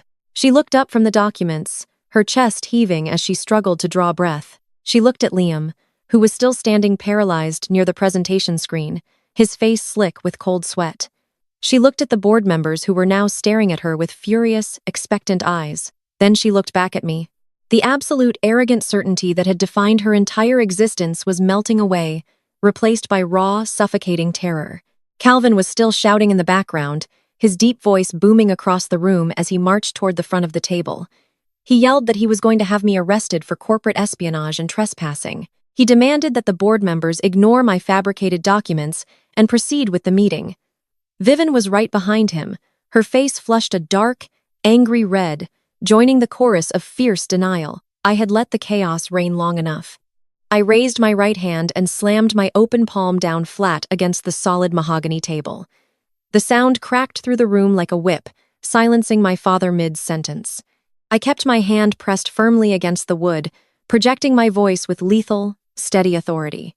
I told everyone in the room to sit down and close their mouths immediately. I did not raise my voice to a scream, but the absolute command in my tone left no room for debate. I looked directly at my father and reminded him that he was not in his living room. He was standing on the 50th floor of a commercial high-rise that was entirely owned and operated by my parent company. I informed him that he was standing in my building, breathing my air, and wasting my valuable corporate time. I told him that if he uttered one more word of disrespect, I would have my security team physically drag him and my mother out onto the sidewalk. Calvin froze his mouth, opening and closing soundlessly. He looked at my security guards who had subtly shifted their weight, stepping forward just a fraction of an inch to signal their readiness. He looked at Elijah, who was watching him with cold professional detachment. The reality of my power finally pierced through his stubborn ignorance. He slowly took a step backward, pulling Vivian with him, and sank heavily into a chair near the wall. With the room finally under my control, I turned my full attention back to Isabella. She was still standing at the head of the table, but her legs were physically giving out. The adrenaline rush of her fake victory had completely evaporated, leaving her with nothing but the crushing reality of her powerlessness. She slowly collapsed down into her high-backed leather executive chair. She looked small, diminished, and entirely broken. The senior board member, who had previously questioned Isabella, cleared his throat nervously. He adjusted his reading glasses and addressed me with newly found deep respect. He called me Miss Caldwell and asked what my immediate intentions were regarding the operational structure of our sink. He mentioned that Isabella had assured them the new buyer would retain the current executive leadership and allow them to maintain creative control. I looked at the older man and offered a tight, humorless smile. I thanked him for his question and noted how fascinating it was that my sister had made such bold guarantees on my behalf without ever speaking to me. I let my gaze sweep slowly across the faces of the terrified executives sitting around the table before letting it settle permanently on Isabella and Liam. I reached out to Elijah without breaking eye contact with my sister. Elijah anticipated the move perfectly, placing a thick secondary folder directly into my outstretched hand. Unlike the black acquisition portfolios, this folder was a bright, alarming shade of red. I slid the red folder slowly and deliberately to the absolute center of the mahogany table. I let my hand rest on top of it for a moment, letting the anticipation build in the dead, silent room. Now that we have clearly established exactly who owns this room and everything in it, I said, my voice dropping to a dangerously calm register, I think it is time we discuss the future of this organization. I am not here to retain the current executive leadership. I am here to formally announce that I am liquidating this entire company and terminating both the chief executive officer and the chief financial officer with immediate cause. Isabella let out a sharp gasp, gripping the armrests of her chair as if bracing for a physical impact. Liam closed his eyes tightly, swaying slightly on his feet like a man waiting for a guilty verdict to be read aloud. The board members erupted into another round of chaotic murmuring, demanding to know why a buyout would instantly transition into a complete corporate liquidation. They were panicking about their own equity and their own personal investments. I held up a hand, signaling for quiet. I told the board that their confusion was entirely justified, but that it would be resolved very shortly. I instructed them to open the red folder. I explained that the documents inside would provide absolute, undeniable clarity regarding why I was shutting down Orasync and why their brilliant founder and her husband were about to be escorted out of the building by federal authorities, rather than private security. I watched Isabella stare at the red folder as if it were a venomous snake coiled in the center of the table. She still did not fully understand the depth of the trap she was currently sitting in. She thought I was simply punishing her for the years of emotional abuse, for the Sunday dinner insults, and for the blatant disrespect. She thought this was just a ruthless personal vendetta fueled by petty sibling rivalry. She had absolutely no idea that I already held the receipts for her federal forgery and her husband's offshore embezzlement. She did not know that the financial noose was already perfectly tied, and I was just waiting for the exact right moment to pull the lever. I let the heavy silence stretch out, allowing the sheer weight of my declaration to sink into the pores of everyone present. Vivian was weeping softly in the corner, the sound pathetic and grating against my ears. The woman who had proudly called me an embarrassment to the black community was now watching her entire social facade disintegrate under the bright fluorescent office lights. Calvin was staring at the floor, his massive ego completely fractured by the realization that the daughter he discarded was the one holding all the cards. The atmosphere in the boardroom had rapidly shifted from a celebratory buyout to a brutal corporate execution. The investors who had previously praised Isabella were now physically leaning away from her, treating her like a highly toxic liability. They recognized the tone of my voice. They knew that a chief executive officer of my caliber did not initiate an immediate aggressive liquidation without possessing catastrophic, actionable intelligence. Isabella tried to speak, but her voice was nothing more than a dry, broken whisper. She stammered out a weak protest, claiming that I could not do this, that she had built this company from the ground up, and that I was destroying her life out of pure spite. She pleaded with the board members to intervene to protect the vision they had all worked so hard to create. I did not interrupt her pathetic final defense. I simply let her empty words hang in the air, highlighting her absolute lack of leverage. When she finally ran out of breath, I tapped the top of the red folder one last time. I told the board members to turn to page 1.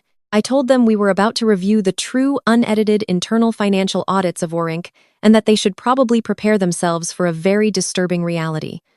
The real business meeting was officially called to order. The heavy motorized shades on the floor-to-ceiling windows immediately slid down, plunging the expansive boardroom into a dramatic dimness the moment Elijah pressed the button on his sleek remote control. The massive wall screen behind me flared to life, casting a harsh blue light over the terrified faces of the executive board. I opened the red folder in front of me and slid the first glossy document out. Let us talk about capital allocation. I began keeping my voice dangerously smooth and even. Let us talk about the $120 million my firm pumped into this organization over the last 8 months. I explained to the room that when an equity firm of my scale injects that kind of lifeblood into a tech startup, we expect a very specific return on investment. Isabella had consistently provided my anonymous holding company with beautifully bound quarterly reports showing massive user acquisition and groundbreaking software development. She had stood at our family Sunday dinners bragging about her tech empire while looking down her nose at my supposed online hustle. But those reports were nothing more than a masterclass in creative fiction. I tapped the mahogany table. Elijah hit the remote again, bringing up the true internal audits. Several of the board members gasped out loud as the real numbers hit the screen in glaring red font. The revenue streams were practically non-existent. The operating capital was completely gone. The company was entirely hollow. I shifted my gaze directly to Liam. He was sweating so profusely. His expensive tailored collar was completely soaked. I told the room that the catastrophic failure of this company was not due to poor market fit or bad marketing strategies. It was due to a highly organized systemic parasite sitting right in this very room. Elijah advanced the slide. A complex web of routing numbers, offshore account designations, and wire transfer receipts flooded the massive digital display. I read the names of the shell companies aloud, making sure every single syllable landed like a physical blow. Zenith Cloud Architecture Global Tech Solutions. I explained to the horrified board members that these entities had no physical addresses, no employees, and no digital footprints outside of Delaware and the Cayman Islands. They were dummy corporations bought off the shelf for the sole purpose of hiding stolen cash. I walked the executives through the exact timeline. I showed them how exactly 48 hours after every single capital injection from Apex Ventures, massive sums of cash were wired directly into these phantom accounts. I detailed how these fraudulent funds were categorized on the books as international consulting fees and offshore server maintenance. Then I projected the authorization forms onto the screen. Their blown up to 10 feet tall was the digital signature of the chief financial officer, Liam's signature. I did not hold back a single ounce of venom. I explained exactly how my money was used to fund the luxury vehicles, the designer wardrobes, and the exorbitant buckhead lifestyle that Isabella loved to flaunt. I made sure my parents, sitting in the back row, heard every single word. I wanted Calvin and Vivian to fully understand how their favorite white corporate savior had been robbing them blind to maintain a fraudulent image of black excellence. The man they had praised while putting me down was a common thief draining their golden child's legacy to line his own pockets. In the back of the room, Calvin looked like he had been physically struck. The deep, booming authority he carried just minutes ago was completely gone. He stared at the screen, his mouth open in silent shock. Vivian was clutching her designer handbag against her chest, her eyes darting between the massive screen and Liam. The pristine social image she worshipped was burning to ash right in front of her. Isabella was shaking. She looked from the screen to her husband, her expression morphing from pure confusion into a horrifying realization. She had been so desperate to be the face of a successful tech company that she handed the financial keys directly to a predator. She had blindly trusted his corporate pedigree over her own diligence. Liam absolutely snapped. The cornered animal instinct took over completely, and he slammed both of his fists down onto the heavy mahogany table. "This is a lie," he shouted, his voice cracking as it echoed off the frosted glass walls. "These documents are completely fabricated." He pointed a shaking finger at me, his face twisted into an ugly mask of desperation and rage. "You are just a bitter, jealous woman who hired amateur hackers to frame me because I insulted your little online business. I am a respected finance professional. I would never jeopardize my career for this. You are going to jail for defamation, Kendra. I am going to sue you into the ground." He looked wildly around the room, pleading with the board members to see reason. He used every ounce of his corporate charm, trying to convince these older executives that the angry black woman at the head of the table was just throwing a petty family tantrum. He swore up and down that the money was safely tied up in legitimate offshore development projects that Isabella simply did not understand. I did not argue with him. I did not raise my voice or defend my findings. I did not need to. I simply looked toward the far end of the table where the lead forensic accountant for OASync was sitting. The older man had been ignoring the screaming match entirely. Since the moment the true audits hit the screen, he had been furiously typing on his secure company laptop, comparing the projected routing numbers with the encrypted master ledgers of the business. His face had grown paler and paler by the second. The entire room turned to look at him, waiting for the verdict. Liam stopped shouting, his chest heaving as he stared at the accountant. The accountant took off his reading glasses, his hands trembling just as badly as Liam's. He looked up at the board members and then looked at Isabella with an expression of pure, professional devastation. He did not care about the family drama. He only cared about the math, and the math was undeniable. "It matches the accountant," said his voice. A dry, hollow whisper that carried across the dead, silent room. "The routing paths on the screen match our missing internal cash flows perfectly, and the digital signatures attached to those offshore transfers are authenticated through our own internal secure servers. They came directly from the chief financial officer's terminal." The trap officially sprang shut. There was no more room for corporate jargon. There was no more space for arrogant denial. The data was confirmed by their own internal team. Liam let out a pathetic, choked sound, stumbling backward away from the table. His lies were completely spent, and the financial noose I had prepared for him was finally pulled tight. Liam hit the edge of the frosted glass wall behind him, his breathing ragged and shallow. The forensic accountant's confirmation had completely severed his only lifeline. He looked at the faces of the board members who were now glaring at him with open hostility. Then he looked at Isabella. She was staring at him with a mixture of horror and disgust as if he were a stranger. That look of absolute contempt from his wife was the exact catalyst that broke the last remaining thread of his corporate composure. Cornered, terrified, and facing federal prison, Liam did exactly what cowards do when the ship goes down. He grabbed the nearest person and tried to use them as a human shield. "Do not look at me like that, Isabella." Liam screamed, his voice cracking as he pointed an accusing finger directly at her face. You knew exactly what was happening. Isabella recoiled violently, gripping the edge of the mahogany table. "I did not know anything," she shrieked, her pristine white suit looking absurd against her flushed, enraged face. "You told me the burn rate was normal. You told me the offshore accounts were for global server expansion. I am the visionary. I trusted you to handle the capital." Liam let out a harsh, hysterical laugh that echoed off the boardroom walls. "A visionary," he mocked, stepping away from the glass wall and moving aggressively toward her. "You are a parasite, Isabella. You burned through the initial operating capital in 3 months, just trying to keep up appearances. You demanded a new mansion in Buckhead. You demanded the country club memberships, the imported cars, and the 500-person launch parties because you could not stand the idea of your high society. Atlanta friends thinking you were anything less than a tech billionaire." Vivian let out a muffled sob from the back row, burying her face in her hands. Calvin was frozen, staring at his golden child and his perfect son-in-law as they completely humiliated themselves in front of the most powerful business people in the city. Liam did not stop. He was spilling every single drop of toxic truth he had held back for years. "I had to create those dummy corporations, Isabella. I had to route the money offshore because if I did not, you would have run this entire company into the ground by Christmas, just buying designer clothes to impress your mother. You knew the cash was bleeding out. You just did not care where the bridge money came from as long as your credit cards did not decline." Isabella completely snapped. The polished, poised tech founder vanished entirely, replaced by a woman stripped of every single defense mechanism she had ever relied on. She lunged forward, closing the distance between them, and slapped Liam across the face with devastating force. The sharp crack of her hand against his cheek sounded like a gunshot in the tense boardroom. "You miserable, pathetic liar," Isabella screamed, her voice completely unhinged. "I built this empire. I am the face of this company. You ruined my legacy." Liam grabbed his cheek, his eyes flashing with dark, venomous rage. "Your legacy," he spat back, stepping into her personal space. "Your legacy is fake, Isabella. You are a fraud.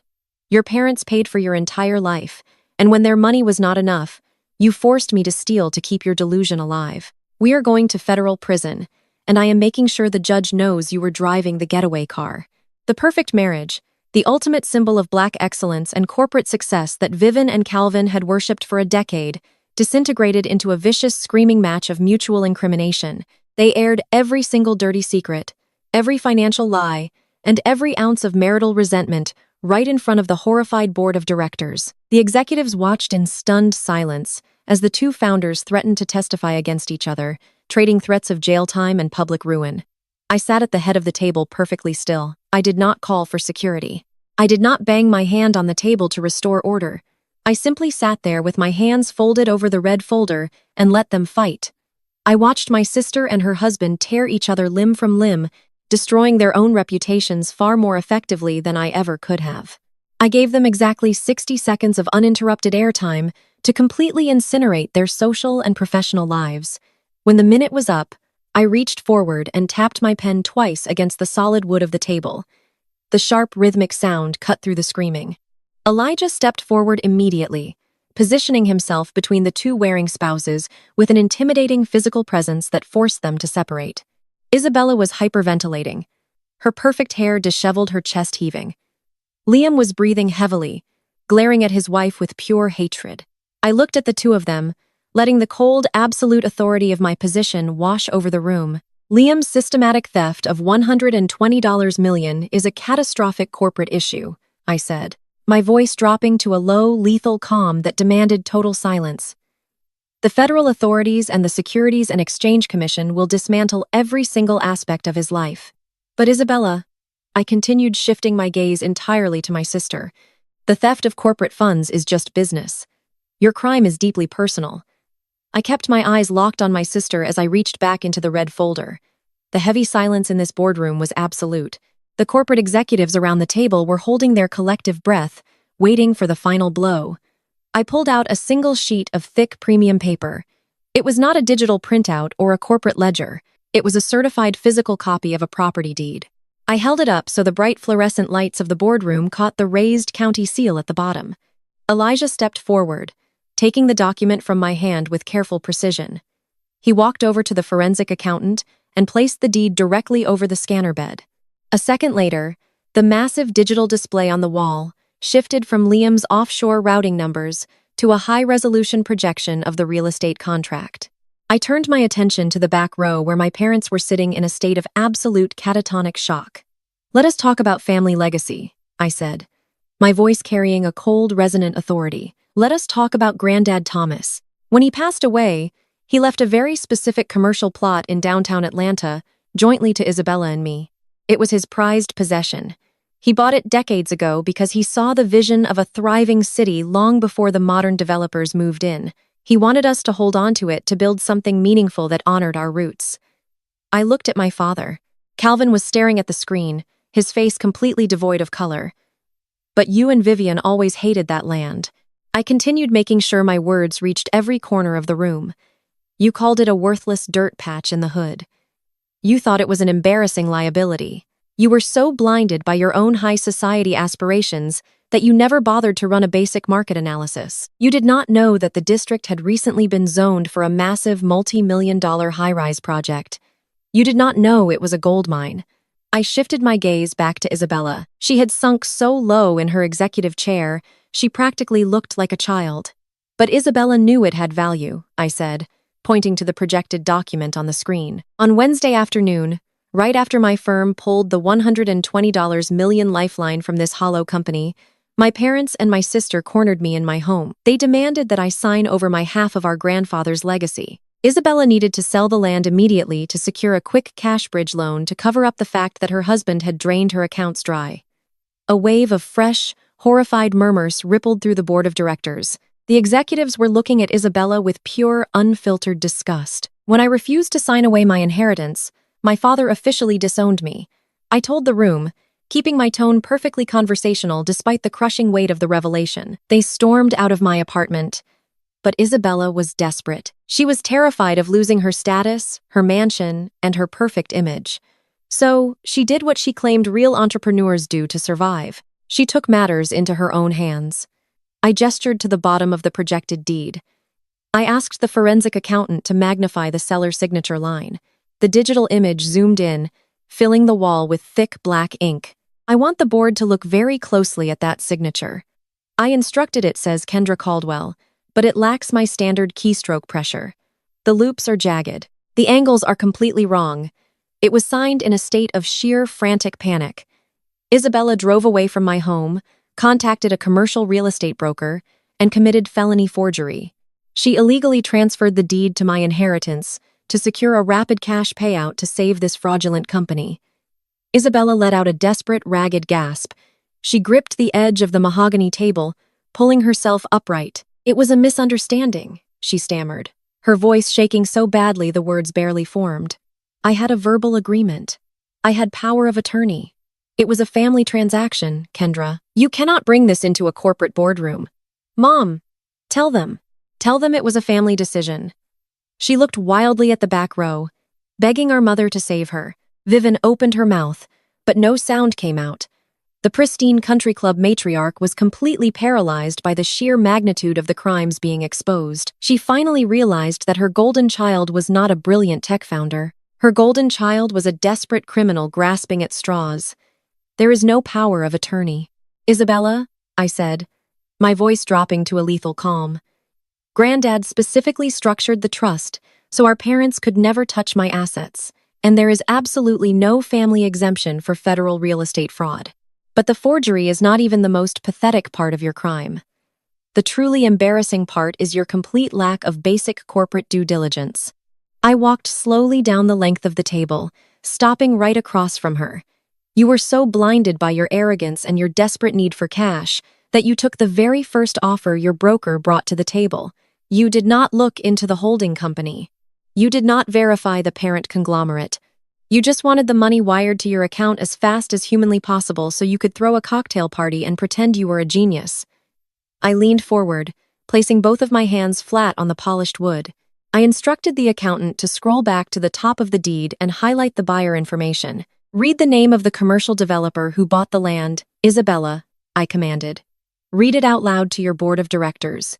Isabella stared at the screen. Her lips trembled as she read the bold printed text. "Titan Commercial Developments." She whispered the words, barely audible.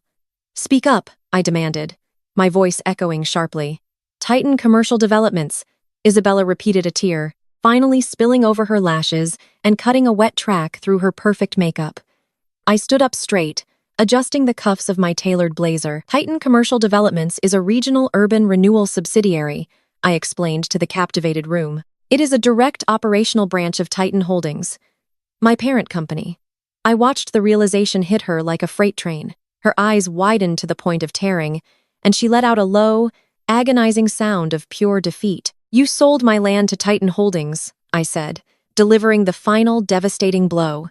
"You committed felony forgery to sell my own land back to me." The board members sat in stunned absolute silence. The sheer poetic justice of the trap was undeniable. Isabella had tried to outsmart the very person who controlled the entire board. She had financed her own destruction. "You set me up," Isabella sobbed, shaking her head frantically.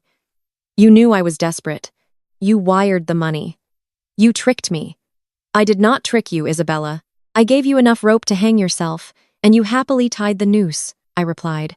"I could have frozen the transaction on Thursday while it was sitting in the escrow holding period." My analyst flagged the forged signature immediately. "But if I had stopped it, then you would have claimed ignorance.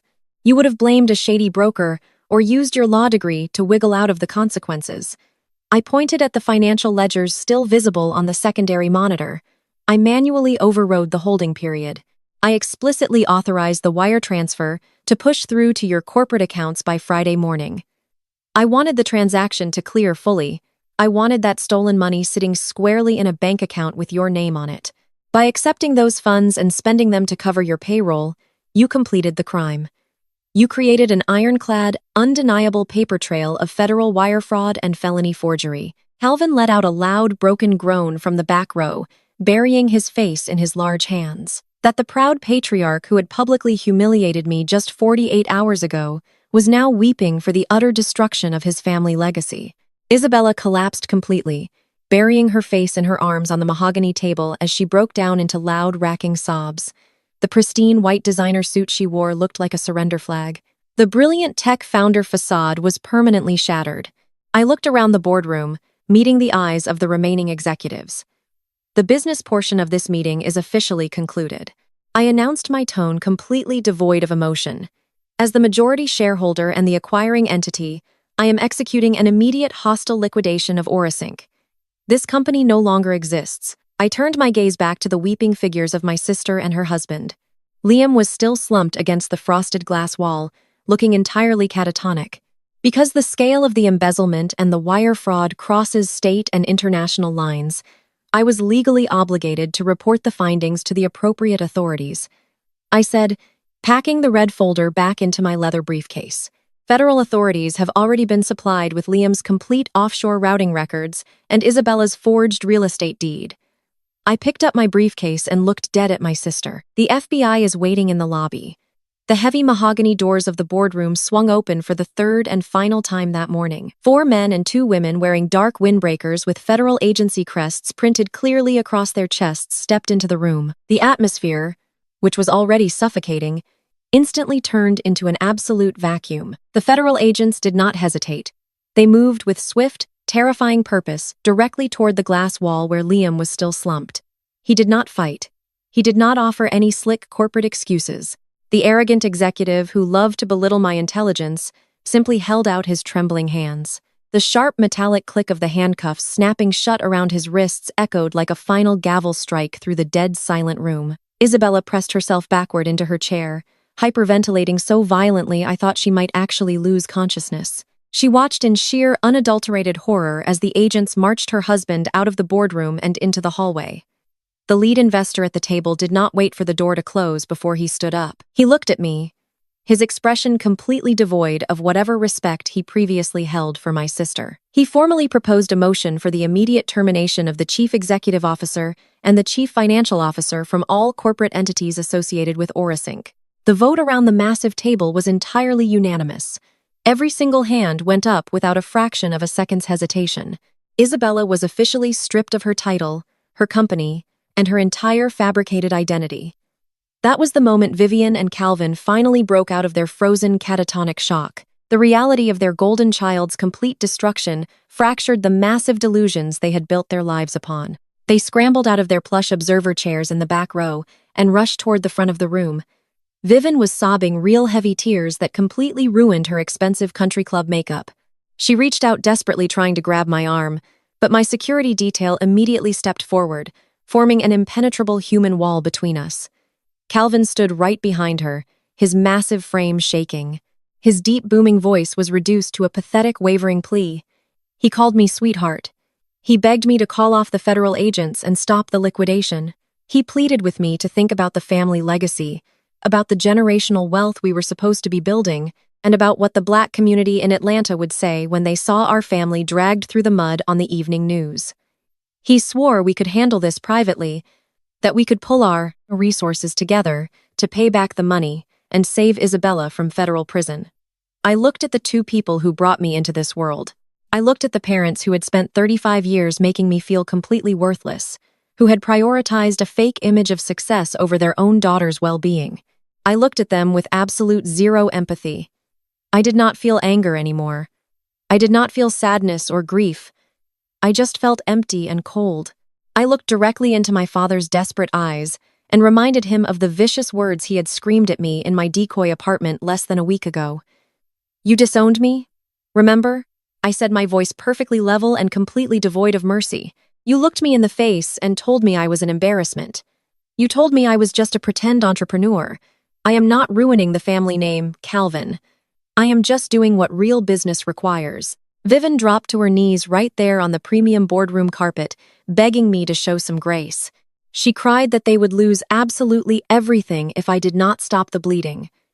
She wailed that they had already taken out a massive second mortgage on the Buckhead estate to cover Isabella's fraudulent bridge loan. She expected me to feel pity. She fully expected the obedient, quiet scapegoat daughter to finally step up, fall in line, and rescue them from their own catastrophic mistakes.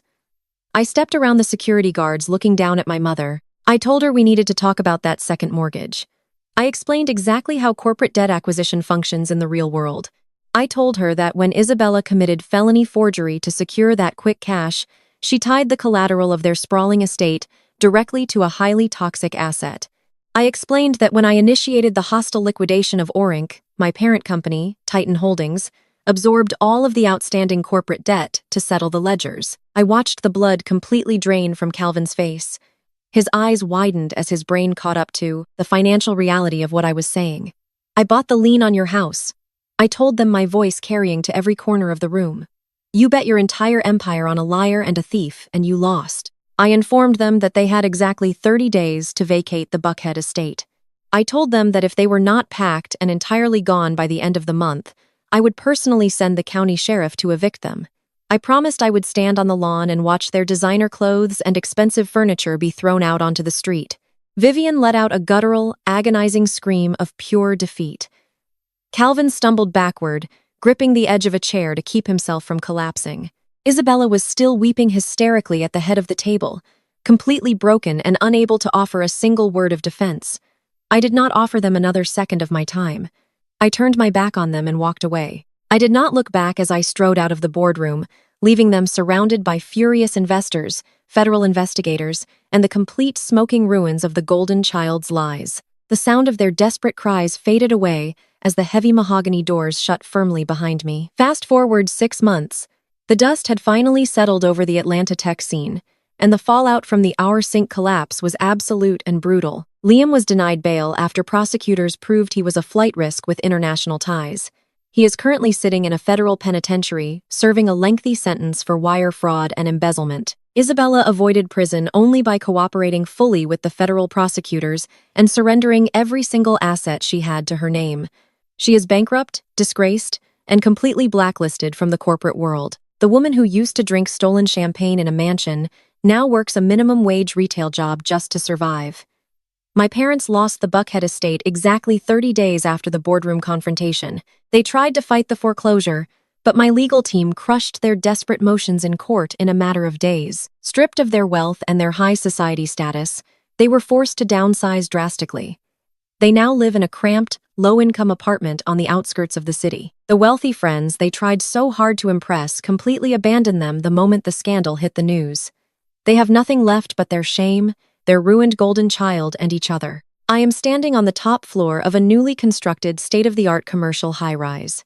The floor-to-ceiling windows wrap around the entire executive suite, offering a breathtaking panoramic view of the sprawling, vibrant Atlanta skyline. This magnificent building sits exactly on the plot of land my grandfather left me, the land my family called a worthless dirt patch, the land my sister committed a felony to steal. It is now the shining crown jewel of the Titan Holdings real estate portfolio. Elijah walks into the office, his footsteps echoing softly on the polished marble floor. He stops beside me and hands me a crystal flute filled with vintage champagne. We do not say a word. We do not need to. The monumental success surrounding us speaks entirely for itself. I take a slow sip of the champagne, letting the cool, crisp liquid wash over my tongue.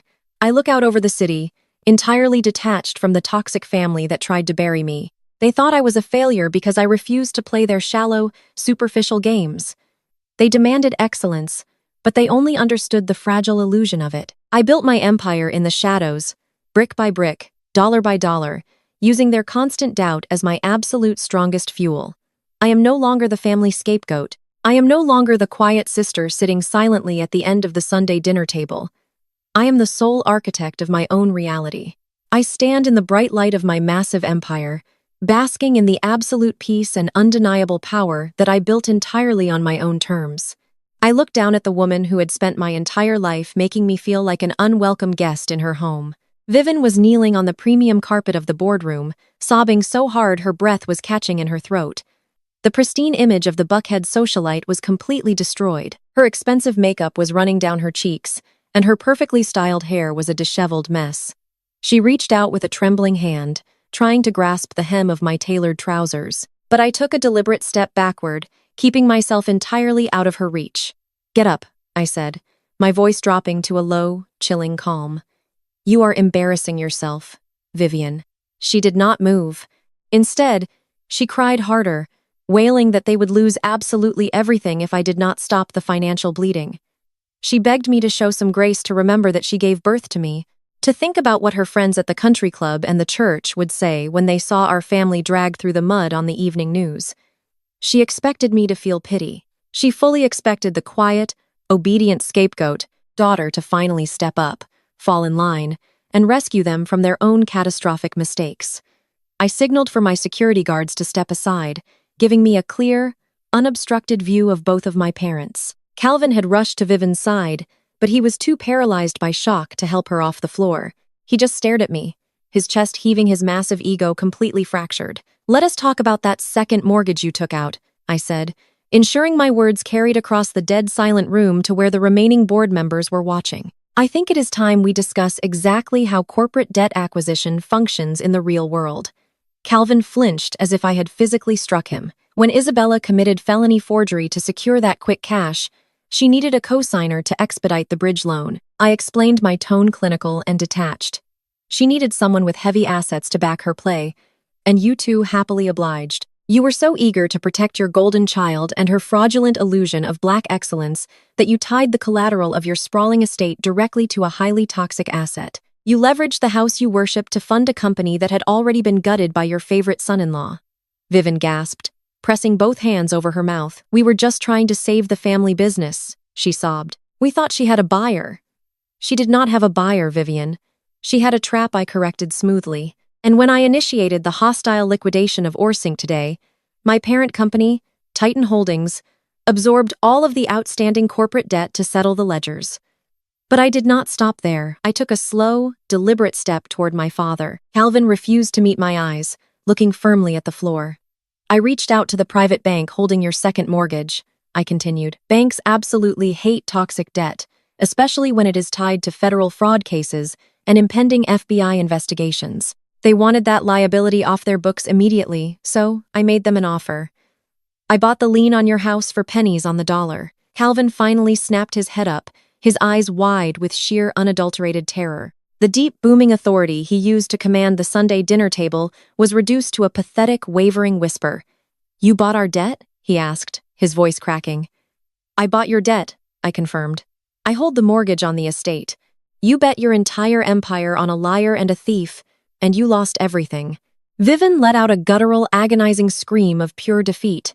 She slumped against Calvin, burying her face in his expensive suit jacket. Calvin stumbled backward, gripping the edge of an observer chair to keep himself from collapsing right beside her. "You have exactly 30 days, I announced, letting the absolute finality of my decision wash over them. "You have 30 days to pack your things and vacate the Buckhead estate. If you are not entirely gone by the last day of the month, I will personally send the Fulton County Sheriff to evict you. I will stand on the manicured lawn you love so much and watch your designer clothes and custom furniture be thrown out onto the street." "Kendra, please," Calvin begged, tears finally spilling over his eyelids. "We are your blood. We are your family. You cannot put your own mother and father out on the street." I looked at him with zero empathy. "You disowned me, remember? You stood in my apartment, looked me in the eye, and told me I was no longer part of this family because I refused to fund Isabella's ego. You called me a selfish disgrace. You told me I was just a pretend entrepreneur." I paused, letting the silence stretch out, allowing my words to twist the knife deep into his chest. "I am not ruining the family name Calvin," I said, my voice devoid of any mercy. "I am just doing what real business requires." At the head of the boardroom table, Isabella was hyperventilating. She was clutching her chest, gasping for air, as the reality of her total destruction crushed the breath out of her lungs. Her husband was on his way to a federal holding cell. Her company was liquidated. Her reputation was permanently incinerated, and she had just single-handedly rendered our parents completely homeless. She tried to speak, to formulate one last desperate manipulation, but nothing came out except a dry, broken sob. I did not offer them another second of my time. I had delivered the invoice, and it was paid in full. I turned my back on my parents and my sister. I did not look over my shoulder as I walked toward the heavy mahogany doors. The sound of Isabella weeping hysterically and my mother wailing on the floor followed me down the aisle of the boardroom, but it sounded like nothing more than background noise. My security team fell in step behind me, matching my steady, rhythmic pace. Elijah opened the doors, holding them wide for my exit. I stepped out of the boardroom and into the bright, sunlit corridor, leaving them surrounded by furious investors and the complete smoking ruins of their fabricated lives. The heavy doors shut firmly behind me, sealing them inside their own self-made prison. 6 months passed. The rapid implosion of our sink and the subsequent federal indictments sent a massive shockwave through the Atlanta business sector. The justice system moved with terrifying speed when presented with the meticulously documented paper trail my forensic accountants had handed directly to the Federal Bureau of Investigation. Liam did not get to use his corporate charm or his white privilege to negotiate a comfortable plea deal. The sheer scale of his offshore embezzlement, combined with his attempts to defraud a massive private equity firm like Titan Holdings, guaranteed a brutal sentencing. He is currently serving a mandatory minimum in a federal penitentiary, stripped of his tailored suits and his arrogant smirk. He will never work in finance again, and his name is permanently blacklisted across every global market. Isabella managed to avoid sharing a cell block with her husband, but her punishment was arguably worse for someone whose entire identity was tied to public perception. She avoided prosecution only by turning over every single piece of evidence against Liam and surrendering absolutely every asset she had to her name. Her bank accounts were frozen and seized. Her luxury vehicles were repossessed. The tech industry, which had previously lauded her as a rising visionary, dropped her instantly. She is a total pariah. No venture capitalist will take her calls, and no startup will hire a disgraced founder who committed felony real estate forgery to cover up a collapsing company. True to my word, I did not grant my parents a single day of grace regarding their estate. Precisely 30 days after the boardroom confrontation, my legal team executed the foreclosure. I had initially promised to stand on their manicured lawn and watch the sheriff remove their designer furniture. But when the day actually arrived, I realized they simply were not worth the fuel it would take to drive my car to Buckhead. I let the authorities handle the eviction with cold bureaucratic efficiency. Stripped of their wealth and their high society status, Vivian and Calvin were forced to face the reality of the toxic bed they had made. They now live in a cramped, low-income, two-bedroom apartment on the outskirts of the city, with Isabella sleeping on their sofa. The wealthy country club friends they had tried so desperately to impress completely abandoned them the moment the scandal hit the local news. Vivian can no longer show her face at Sunday service without enduring the piting whispers of the congregation. Calvin's booming, authoritative voice has been reduced to bitter, angry muttering within the thin walls of their apartment. They spend their days suffocating in a small space, blaming each other for the loss of their empire, and mourning the golden child who turned out to be made of fool's gold. I have not spoken a single word to any of them since the boardroom doors closed. They are blocked on every device, and my security team intercepts any physical mail they attempt to send. The silence they left behind has been the greatest luxury my wealth has ever afforded me. I am currently standing on the top floor of a newly constructed state-of-the-art commercial high-rise. The floor-to-ceiling windows wrap around the entire executive suite, offering a breathtaking panoramic view of the sprawling, vibrant Atlanta skyline. This magnificent building sits exactly on the plot of land my grandfather left me. The land my parents called a worthless dirt patch. The land my sister committed a felony to steal because she lacked the vision to see what it could become. It is now the shining crown jewel of the Titan Holdings real estate portfolio. I named the building the Thomas Tower in honor of the only man in my family who ever believed I was capable of greatness. The heavy oak doors of my new office swing open, and Elijah walks in. His footsteps echo softly against the polished marble floor. He stops beside me, looking out at the city we have conquered together. He does not offer a long speech or a dramatic recap of our victory. We do not need to speak about the enemies we buried because the monumental success surrounding us speaks entirely for itself. Elijah simply hands me a crystal flute filled with vintage champagne. I take the glass, nodding my silent appreciation for his unwavering loyalty. I take a slow, deliberate sip of the champagne, letting the cool, crisp liquid wash over my tongue. I look out over the city, entirely detached from the toxic family that tried to destroy me. For my entire life, they demanded excellence, but they only understood the fragile, superficial illusion of it. They wanted proximity to power without doing the actual labor required to sustain it. They thought I was a failure because I refused to play their shallow games and seek their conditional approval. I built my empire in the absolute shadows, brick by brick and dollar by dollar. I used their constant doubt and their endless mockery as the ultimate fuel to construct a foundation so unshakable that their greed broke against it like glass. I am no longer the family scapegoat. I am no longer the quiet sister sitting silently at the end of the Sunday dinner table swallowing insults to keep the peace. I am the sole architect of my own reality. I stand in the bright, warm light of my massive empire, basking in the absolute peace and undeniable power that I built entirely on my own terms. I raise my glass one last time to the horizon, and the screen fades to black exactly the way I want it. Stop playing pretend entrepreneur. My sister Isabella announced at our Sunday family dinner, her voice dripping with the kind of condescension reserved for foolish children. Your little online thing is not a real business. The entire table erupted into laughter. I just smiled quietly, wiped my mouth, and said, "Understood." What my arrogant sister and my dismissive parents did not